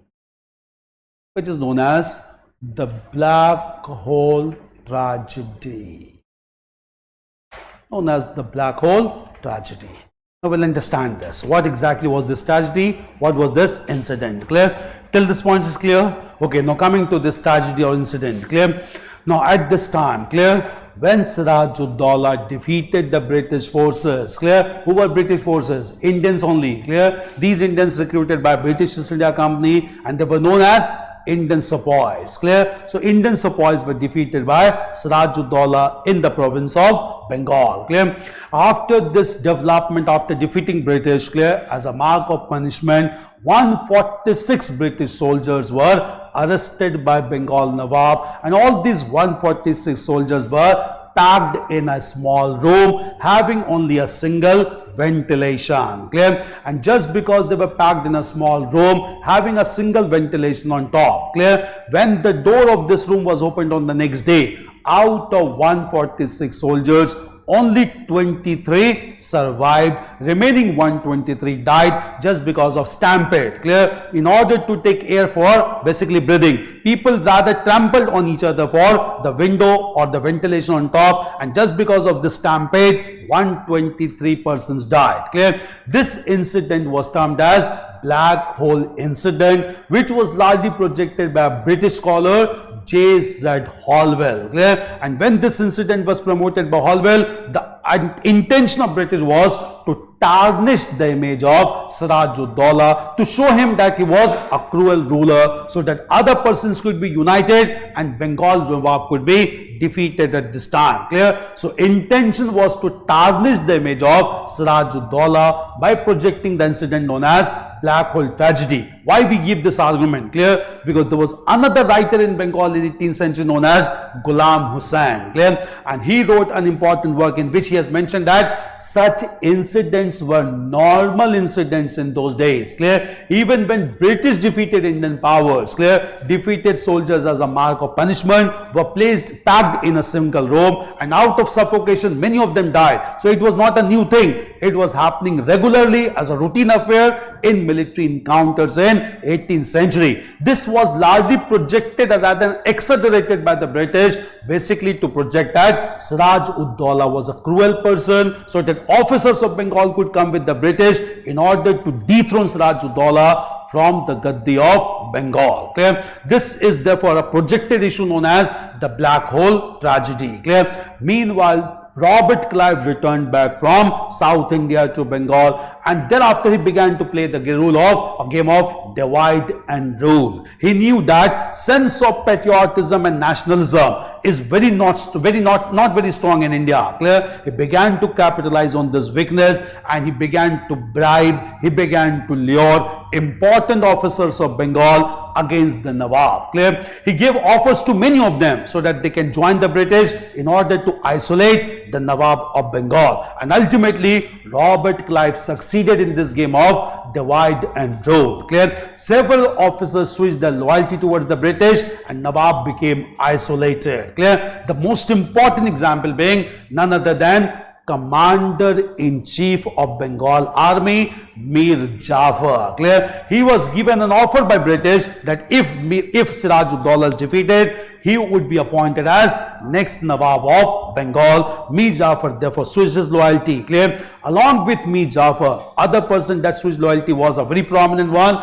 He was the richest banker in Bengal who provided loans not only to the British, even to the Mughals also. Clear? This richest banker of Bengal was Jagat Seth. Clear? And Jagat Seth also switched loyalty towards the British. Clear? Along with Jagat Seth, another great financier known as Rai Durlabh also decided to support the British. Clear? Moreover, officer in charge of Calcutta, Manik Chand, also shifted his loyalty from Bengal Nawab to the British. Clear?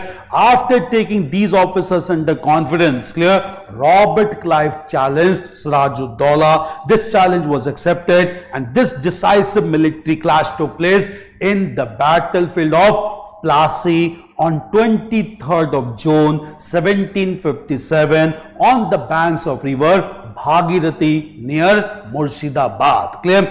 And in this battle, large forces of Bengal did not participate because of the betrayal of Commander-in-Chief. Few soldiers fought bravely on behalf of Siraj-ud-Daulah, and these soldiers were led by two officers, Mir Madan and Mohan Lal. Clear? And just because of the betrayal of Mir Jafar, Bengal forces were defeated within few hours. Clear? And therefore the date was 23rd of June 1757. Once Siraj-ud-Daulah was defeated, he was forced to step down from the Gaddi, and thereafter British and Robert Clive appointed Mir Jafar to be the next Nawab of Bengal and went forward to gather the rewards. And with these rewards taken from Mir Jafar at this time, Robert Clive used these resources to defeat French in the Third Karnatic War in the battlefield of Vandi Wash. Clear? So conquest of Bengal proved to be the decisive factor leading to the defeat of even French in southern part of India. Clear? How the rewards were taken from Mir Jafar will come to the terms of the agreement which was enforced upon by the British on the puppet Nawab Mir Jafar. This is clear. Informations are very important. You get any information on Battle of Plassey. Clear? Write about these informations. Clear? Right, next paragraph. Clear? Right, next sentence. Write in continuity. Clear? Right, the black hole tragedy. The black hole tragedy was projected by British officer. Was projected by British officer J.Z. Holwell. Projected by British officer J.Z. Holwell to tarnish the image of, T-A-R-N-I-S-H, to tarnish the image of Nawab. Tarnish the image of Nawab. Image of Nawab. Clear? Right. After defeating British forces,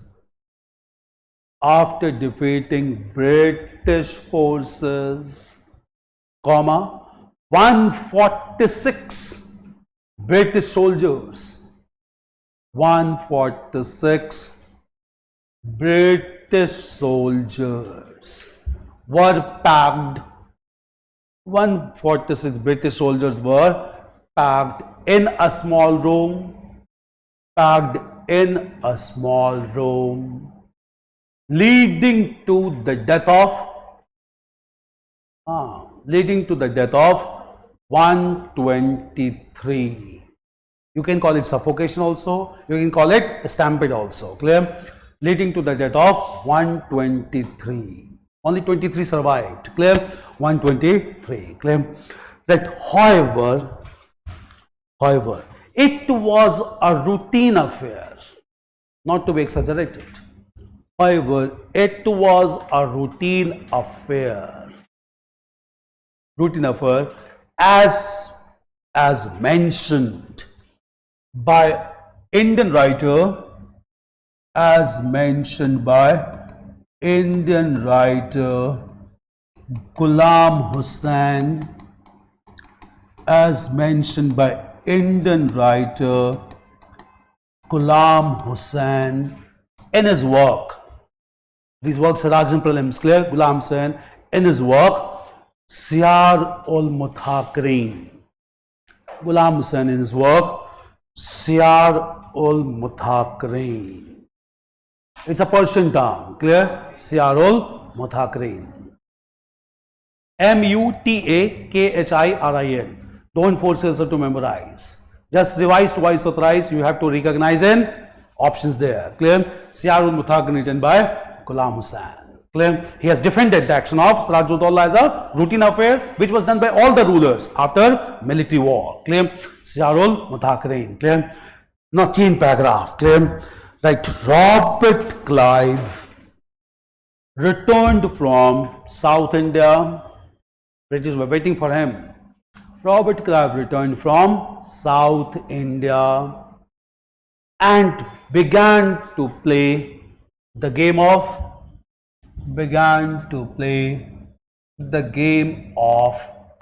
divide and rule.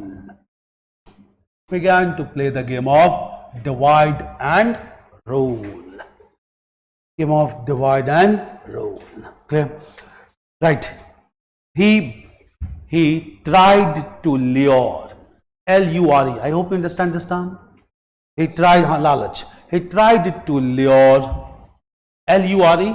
He tried to lure and even bribe important officers of Bengal and even bribe important officers of Bengal.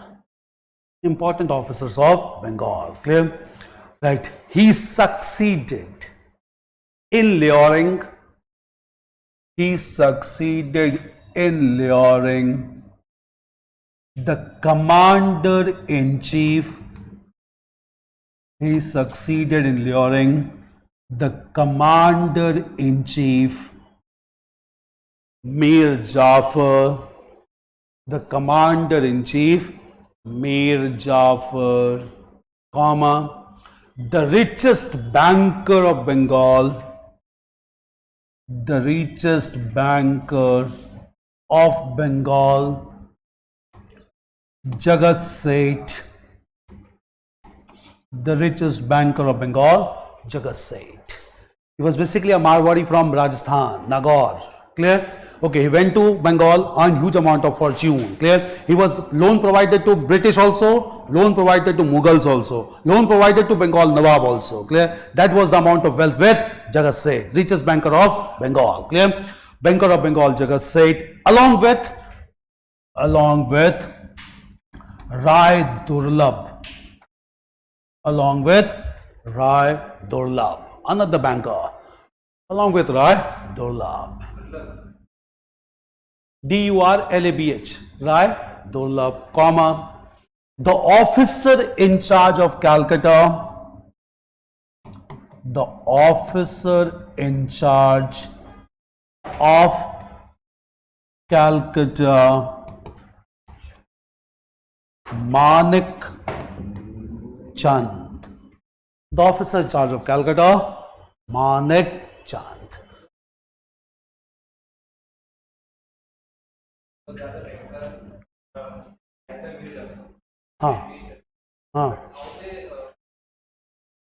Jagat Seth and Rai Durlab. It was not bribe. Basically, they said that, clear, Bengal Nawab may not be sufficient enough in order to promote the economic development or rather the financial growth of rich bankers. Because these bankers were also looking for big companies, big corporations who could afford to take loans on higher interest. Clear? They wanted to park the surplus wealth. Clear? Bengal Nawab was not in a position to take rich resources or loans from these bankers. Clear? In fact, Bengal Nawab proved to be a liability for this bankers or Rai Jagat Seth. So they needed companies to come to Bengal. So these companies could afford to take interest or loans on higher interest, and that would ensure profitability for Jagat Seth and Raidullah. So that is why they shifted the loyalty from Bengal Nawab to British East India Company. Clear? In fact, I'll let you know, it's very important to understand. Clear? In course of time, British East India Company became a joint stock company, even listed in the stock markets of Europe. Clear? And that is why large number of investors wanted to become equity shareholders of this company. Clear? And Jagat Seth was also given offer that huge amount of equity shares would be offered to him in this corporation known as British East India Company. Clear? That could have been a very profitable investment by Jagat Seth. Being hardcore trader, hardcore economist, they wanted more profitability for their resources, and they wanted to purchase equity shares, ownership shares of British East India Company listed in stock markets in Europe. Clear? That could have never done by Bengal Nawab. That is why they switched the loyalty from Bengal Nawab to British East India Company. That is luring. Luring means they gave lure to or offer to Jagat Seth that you will be offered huge amount of equity shares in this rising company in Europe, that is British East India Company. They easily switch the loyalty from Bengal Nawab. Clear? So all of them switch the loyalty easily. Clear? Right. After making such arrangement, Robert Clive challenged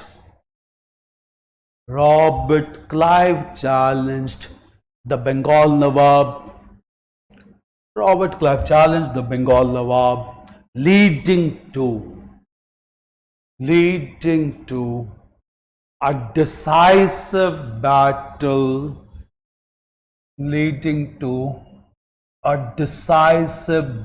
All informations are important. Clear? Leading to a decisive battle at Plassey.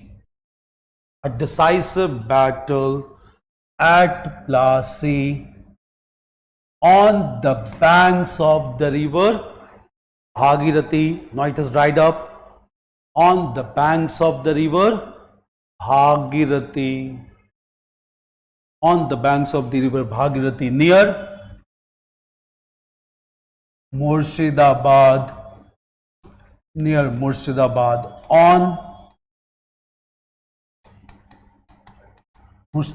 On 23rd of June 1757. The trick is clear, where you have to pause and remember the dates. Clear? If it's battle, one day match. Clear? 23rd of June 1757. It's a small mangrove. Clear? That is Plassey. Bhagirathi has died up now. Clear? And the capital was Murshidabad. Clear? This battle took place. Right? In this battle, only few soldiers led by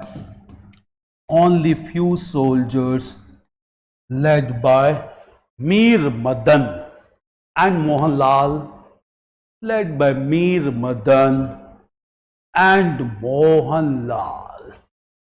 fought against the British.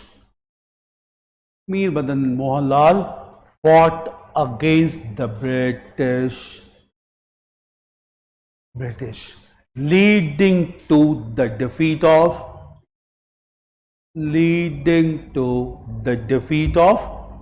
Bengal forces.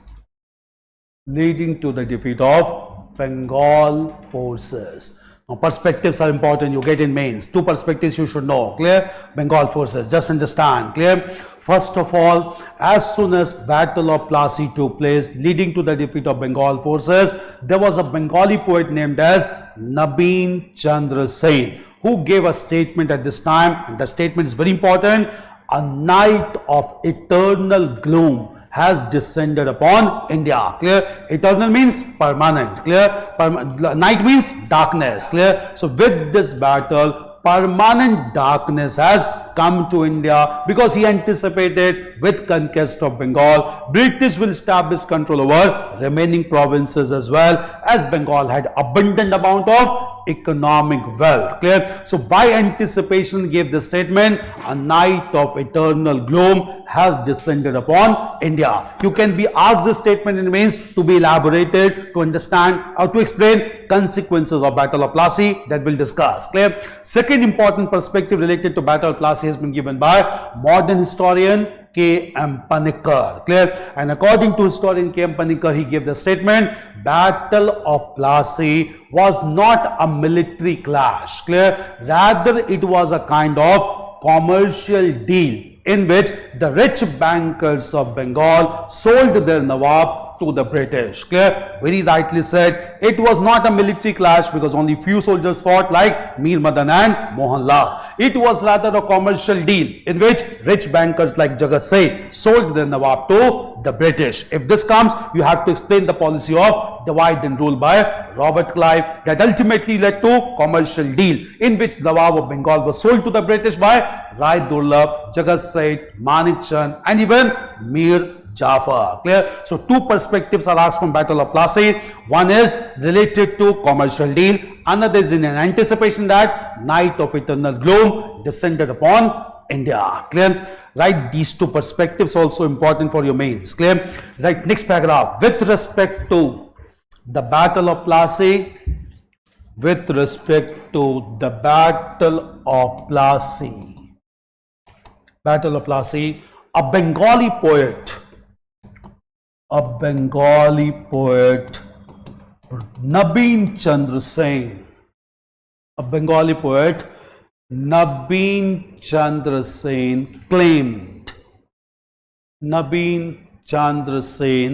claimed, C-L-A-I-M-E-D, claimed, right within inverted comma, right within quotes, claimed, the night of eternal gloom, G-L-O-O-M, the night of eternal gloom, eternal means permanent, the night of eternal gloom descended upon India, D-E-S-C, gloom, G-L-O-O-M, descended upon India, D-E-S-C-E-N-D-E-D, descended upon India. Keep these statements in mind in main state is asked. Clear?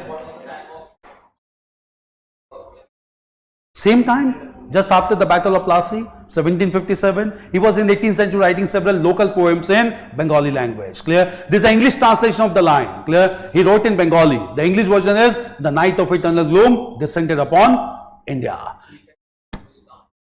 Hindustan, because obviously India was referred largely to Hindustan. But the English version is, night of eternal gloom descended upon India. Clear? The statement, right, next one. Clear? Right.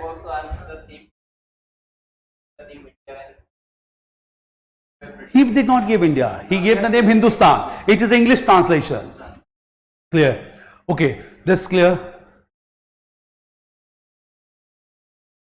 Since you have discussed the name, the country is known as India.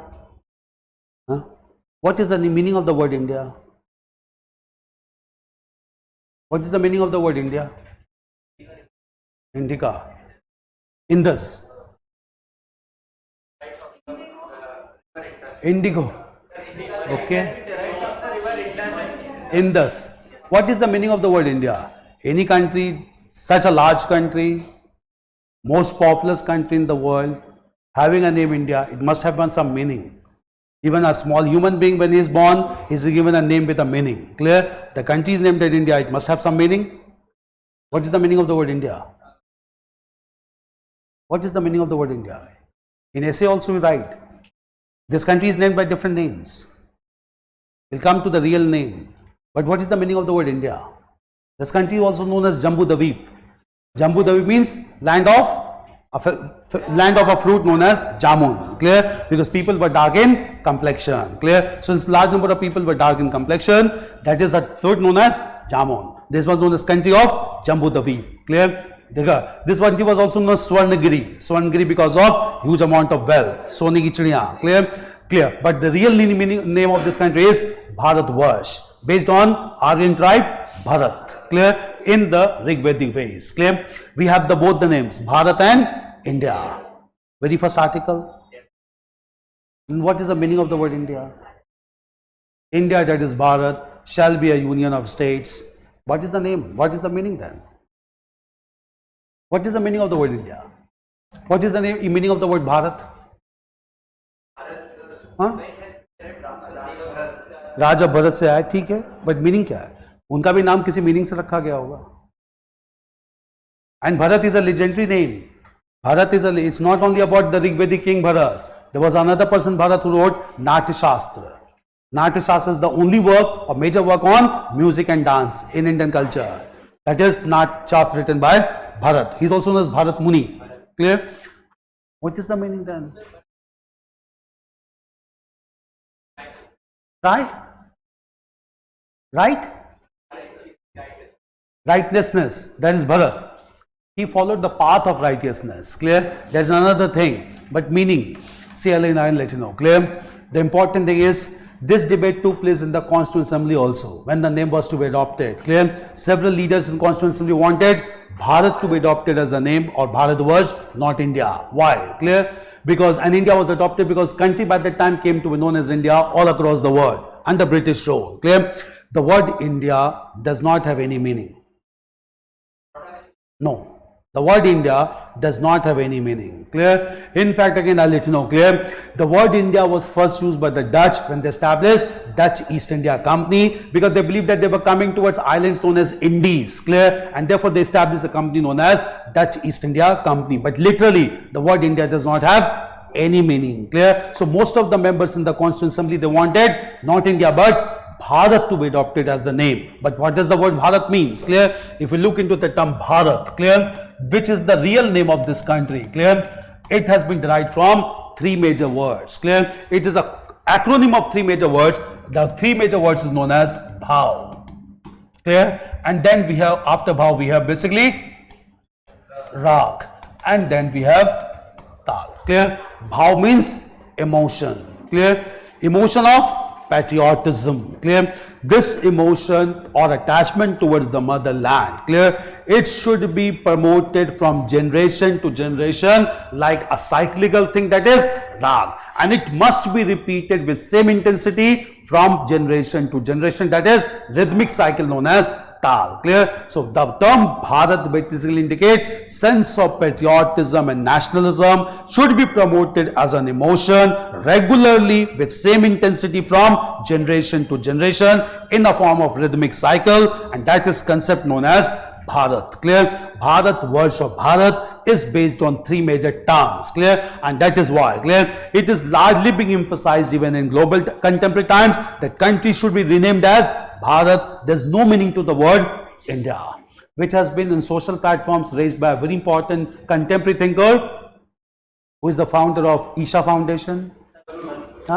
Sadhguru always emphasizes on this. Clear? If we look into it, it says that there is no meaning to the word India. It should be named as Bharat. Bharat has got a bhav, emotion to be followed from generation to generation with same intensity to promote nationalism and patriotism in the country. Why? India still is a state nation, not a nation state, and therefore we need to convert itself into a nation state with homogeneous national identity. Clear? That remains to be a challenge for national leaders even now. Clear? So that is why the term Bharat is the appropriate one, not the word India. It's clear. This should be understood. Clear? Please. Historians also accept the same thing, because this word is a pure historical name. Clear? India is not a historical name.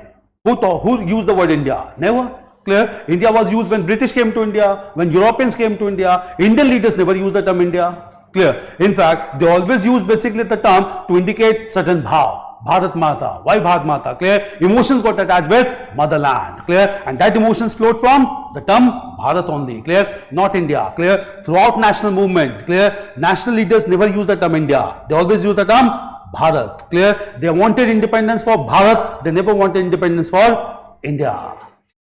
It's an important thing to understand. It's a very logical thing to make it clear. Clear? You need to use words very cautiously while writing mains answers. Clear? You have to create an impression to the examiner that you know the real worth, that what exactly is the opinion of national leaders. Clear? National movement has not come to an end. Still it is going on, because still India needs to get converted into a nation state. 1947 only political power was transferred. India did not become a nation. Still we are struggling to make India into a nation. That is why Arvind Kejriwal also written a work, Swaraj, in which he hinted that we need to work towards making India a nation state. Clear? Until we make India a nation state, we cannot fulfill the dreams of national leaders. Clear? Because 1947, it was not nationalism. It was mere transfer of power from British to Indian hands. Clear? Nothing more than that. Clear? Indian national movement was started not against British. It was started basically to transform India into a nation.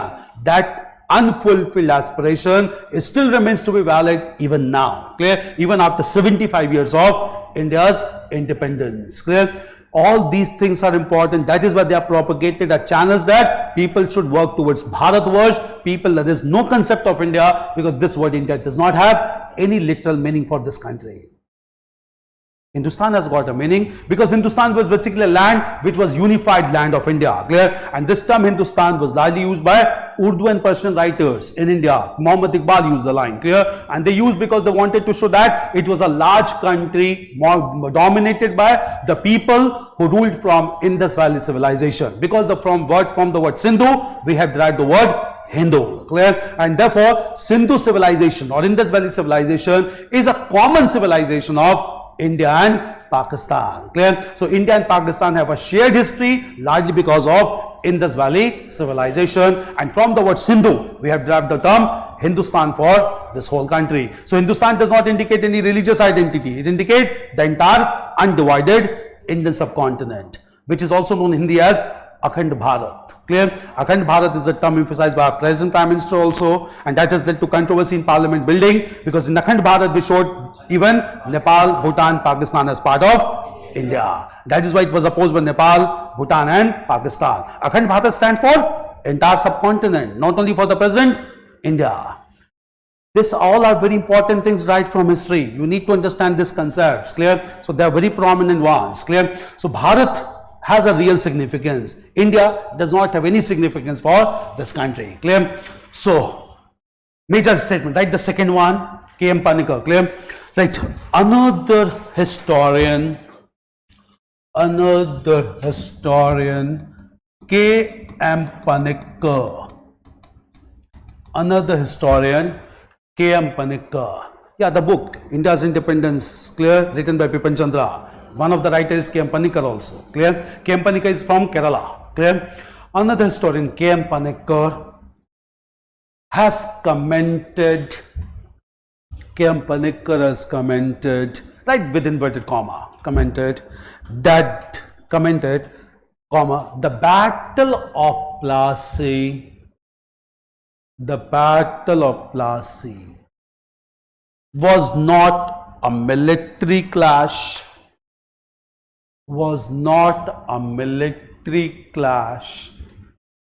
but a commercial deal,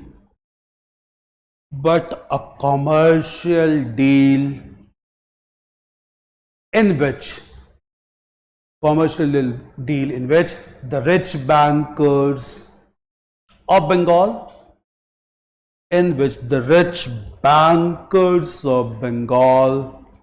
sold their Nawab. Rich bankers of Bengal sold their Nawab to the British.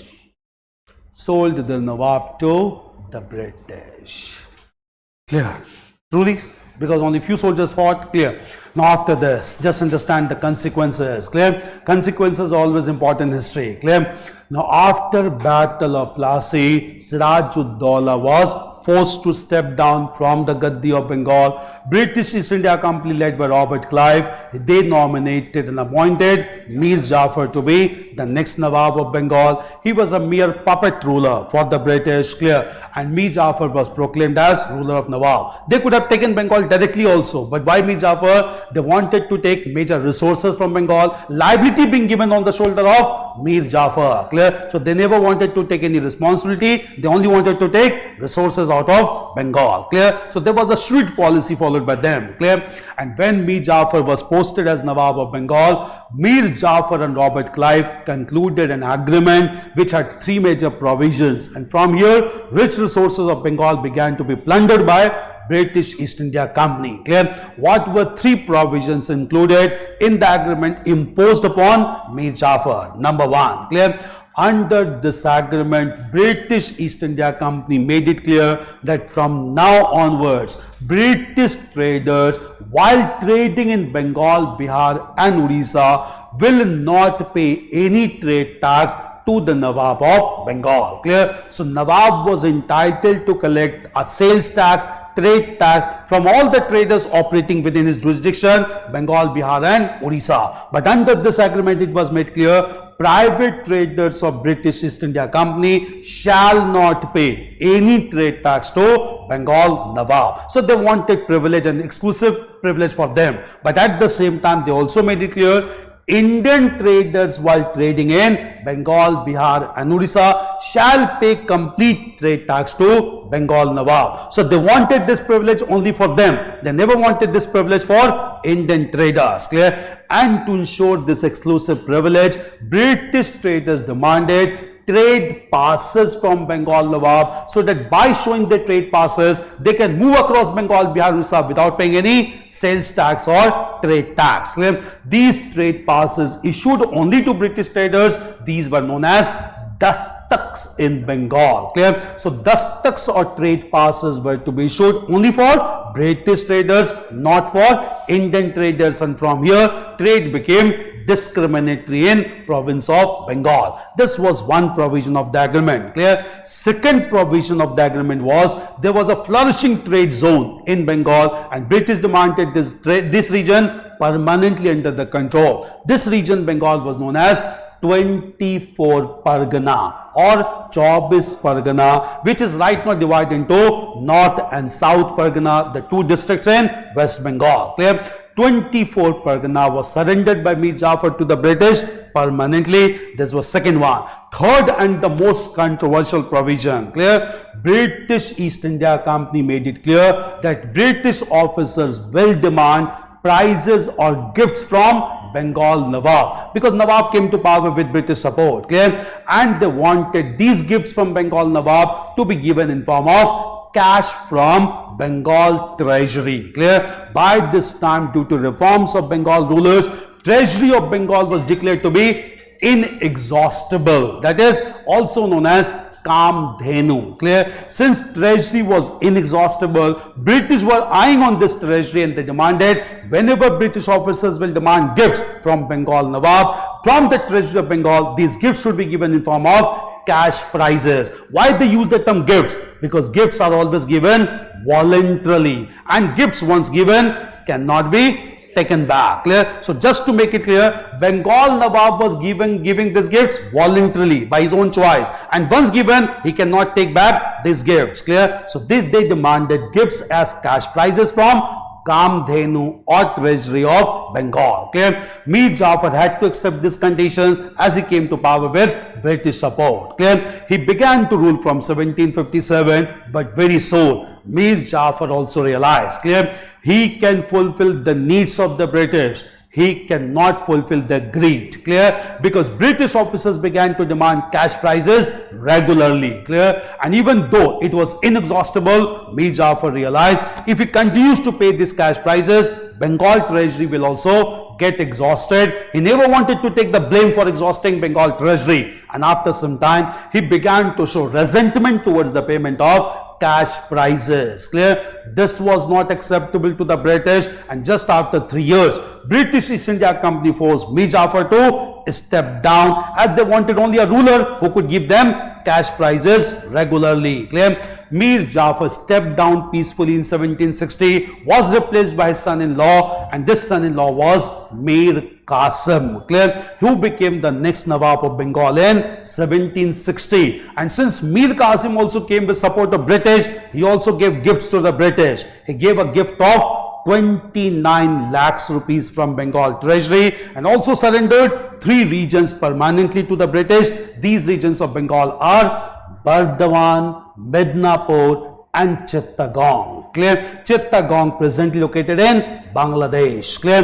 This was part of Bengal. 3 regions were given permanently to the British and Mir Qasim began to rule. Clear? But Mir Qasim was a very powerful one as compared to Mir Jafar. Clear? And Mir Qasim, in order to rule independently, he shifted his capital from Murshidabad to Munger in Bihar. Clear? He wanted to move away from the clutches of the British. Clear? And Mir Qasim, while ruling, realized dastaks issued by Bengal Nawab were being misused. What was the misuse? British traders ensured not only their exclusive privilege by using dastak, they began to sell these dastaks to Indian traders also, so that Indian traders also, by showing this dastak, did not pay any trade tax. So anyway, no revenue was coming to Bengal treasury, and dastaks were used twice by the British, one to ensure their own exemption and then to earn from the dastaks by selling them to Indian traders. Clear?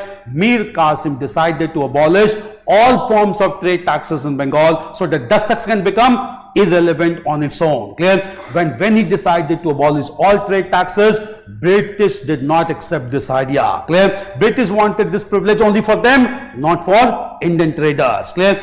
British East India Company forced Mir Qasim also to step down from the throne. Clear? Mir Qasim stepped down again after 3 years in 1763, and British again appointed Mir Jafar as the Nawab for second time. But Mir Qasim, when he was forced to step down, he decided to take revenge against the British and establish alliance with 2 major powers of India. These were Mughal Emperor Shah Alam II and the ruler of Awadh Shuja-ud-Dawla. And the 3 Indian powers clashed against the British in the battlefield of Buxar on 22nd of October 1764. Clear? This was another battle, decisive one after Plassey, known as Battle of Buxar. Clear? We'll come to this battle fought in 1764. Terms are clear of the agreement. Write this agreement, very important one. Clear? Right, next, clear. After the Battle of Plassey,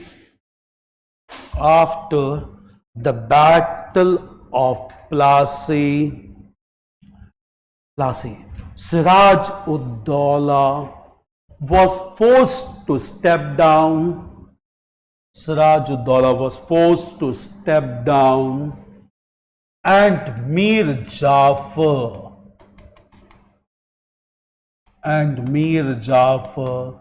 was appointed as the next Nawab. Clear? Next Nawab. Right. British imposed an agreement.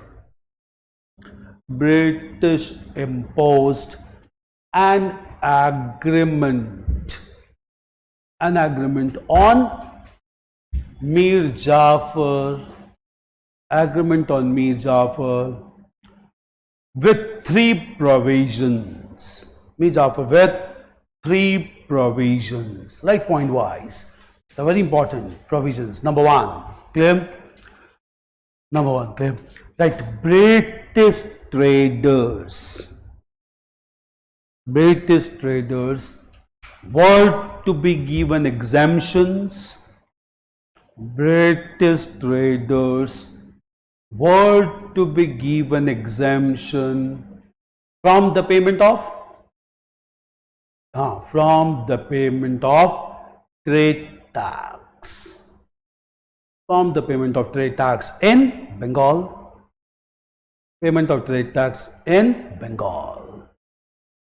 Clear? Right, next sentence, same point. Clear?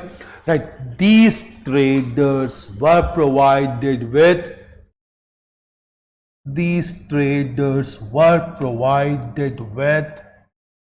trade passes.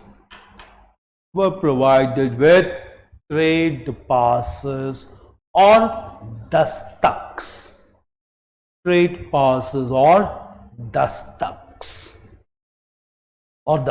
Clear? Right, next sentence, same point. Clear? Right, however, Indian traders were supposed to pay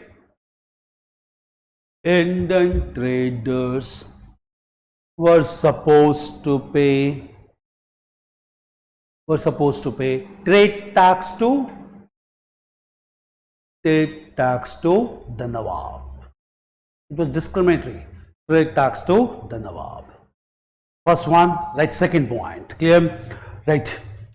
British East India Company. Second point, British East India Company demanded the surrender of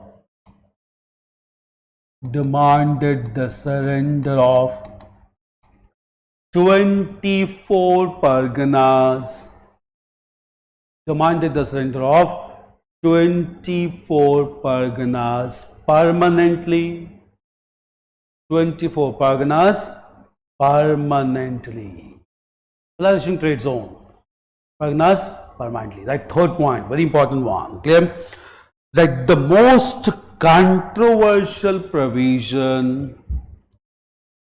The most controversial provision was the demand of gifts, right? Gifts within inverted comma, very expensive one. Was the demand of gifts from Bengal Nawab, gifts from Bengal Nawab to be given in form of cash prizes. To be given in form of cash prizes. To be given in form of cash prizes. Right, next sentence here, clear? Right, the Treasury of Bengal. Same point. The Treasury of Bengal was considered to be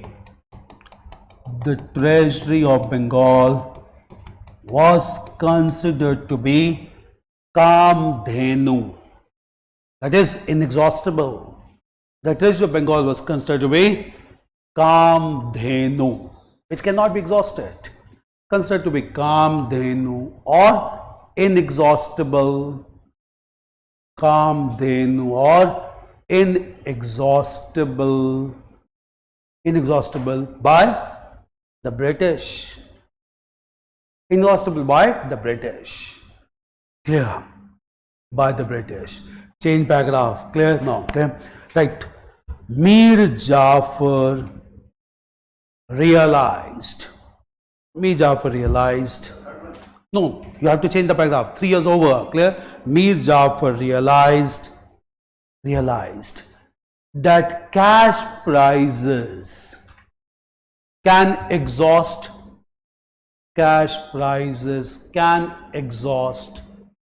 the Bengal Treasury, exhaust the Bengal Treasury,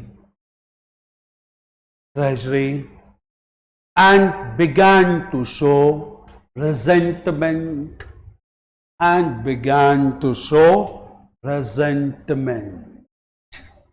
Right. Consequently, resentment, resentment. But consequently, he was forced to step down.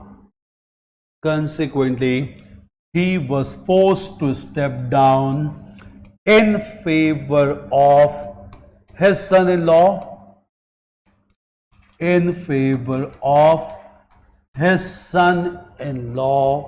Mir Qasim.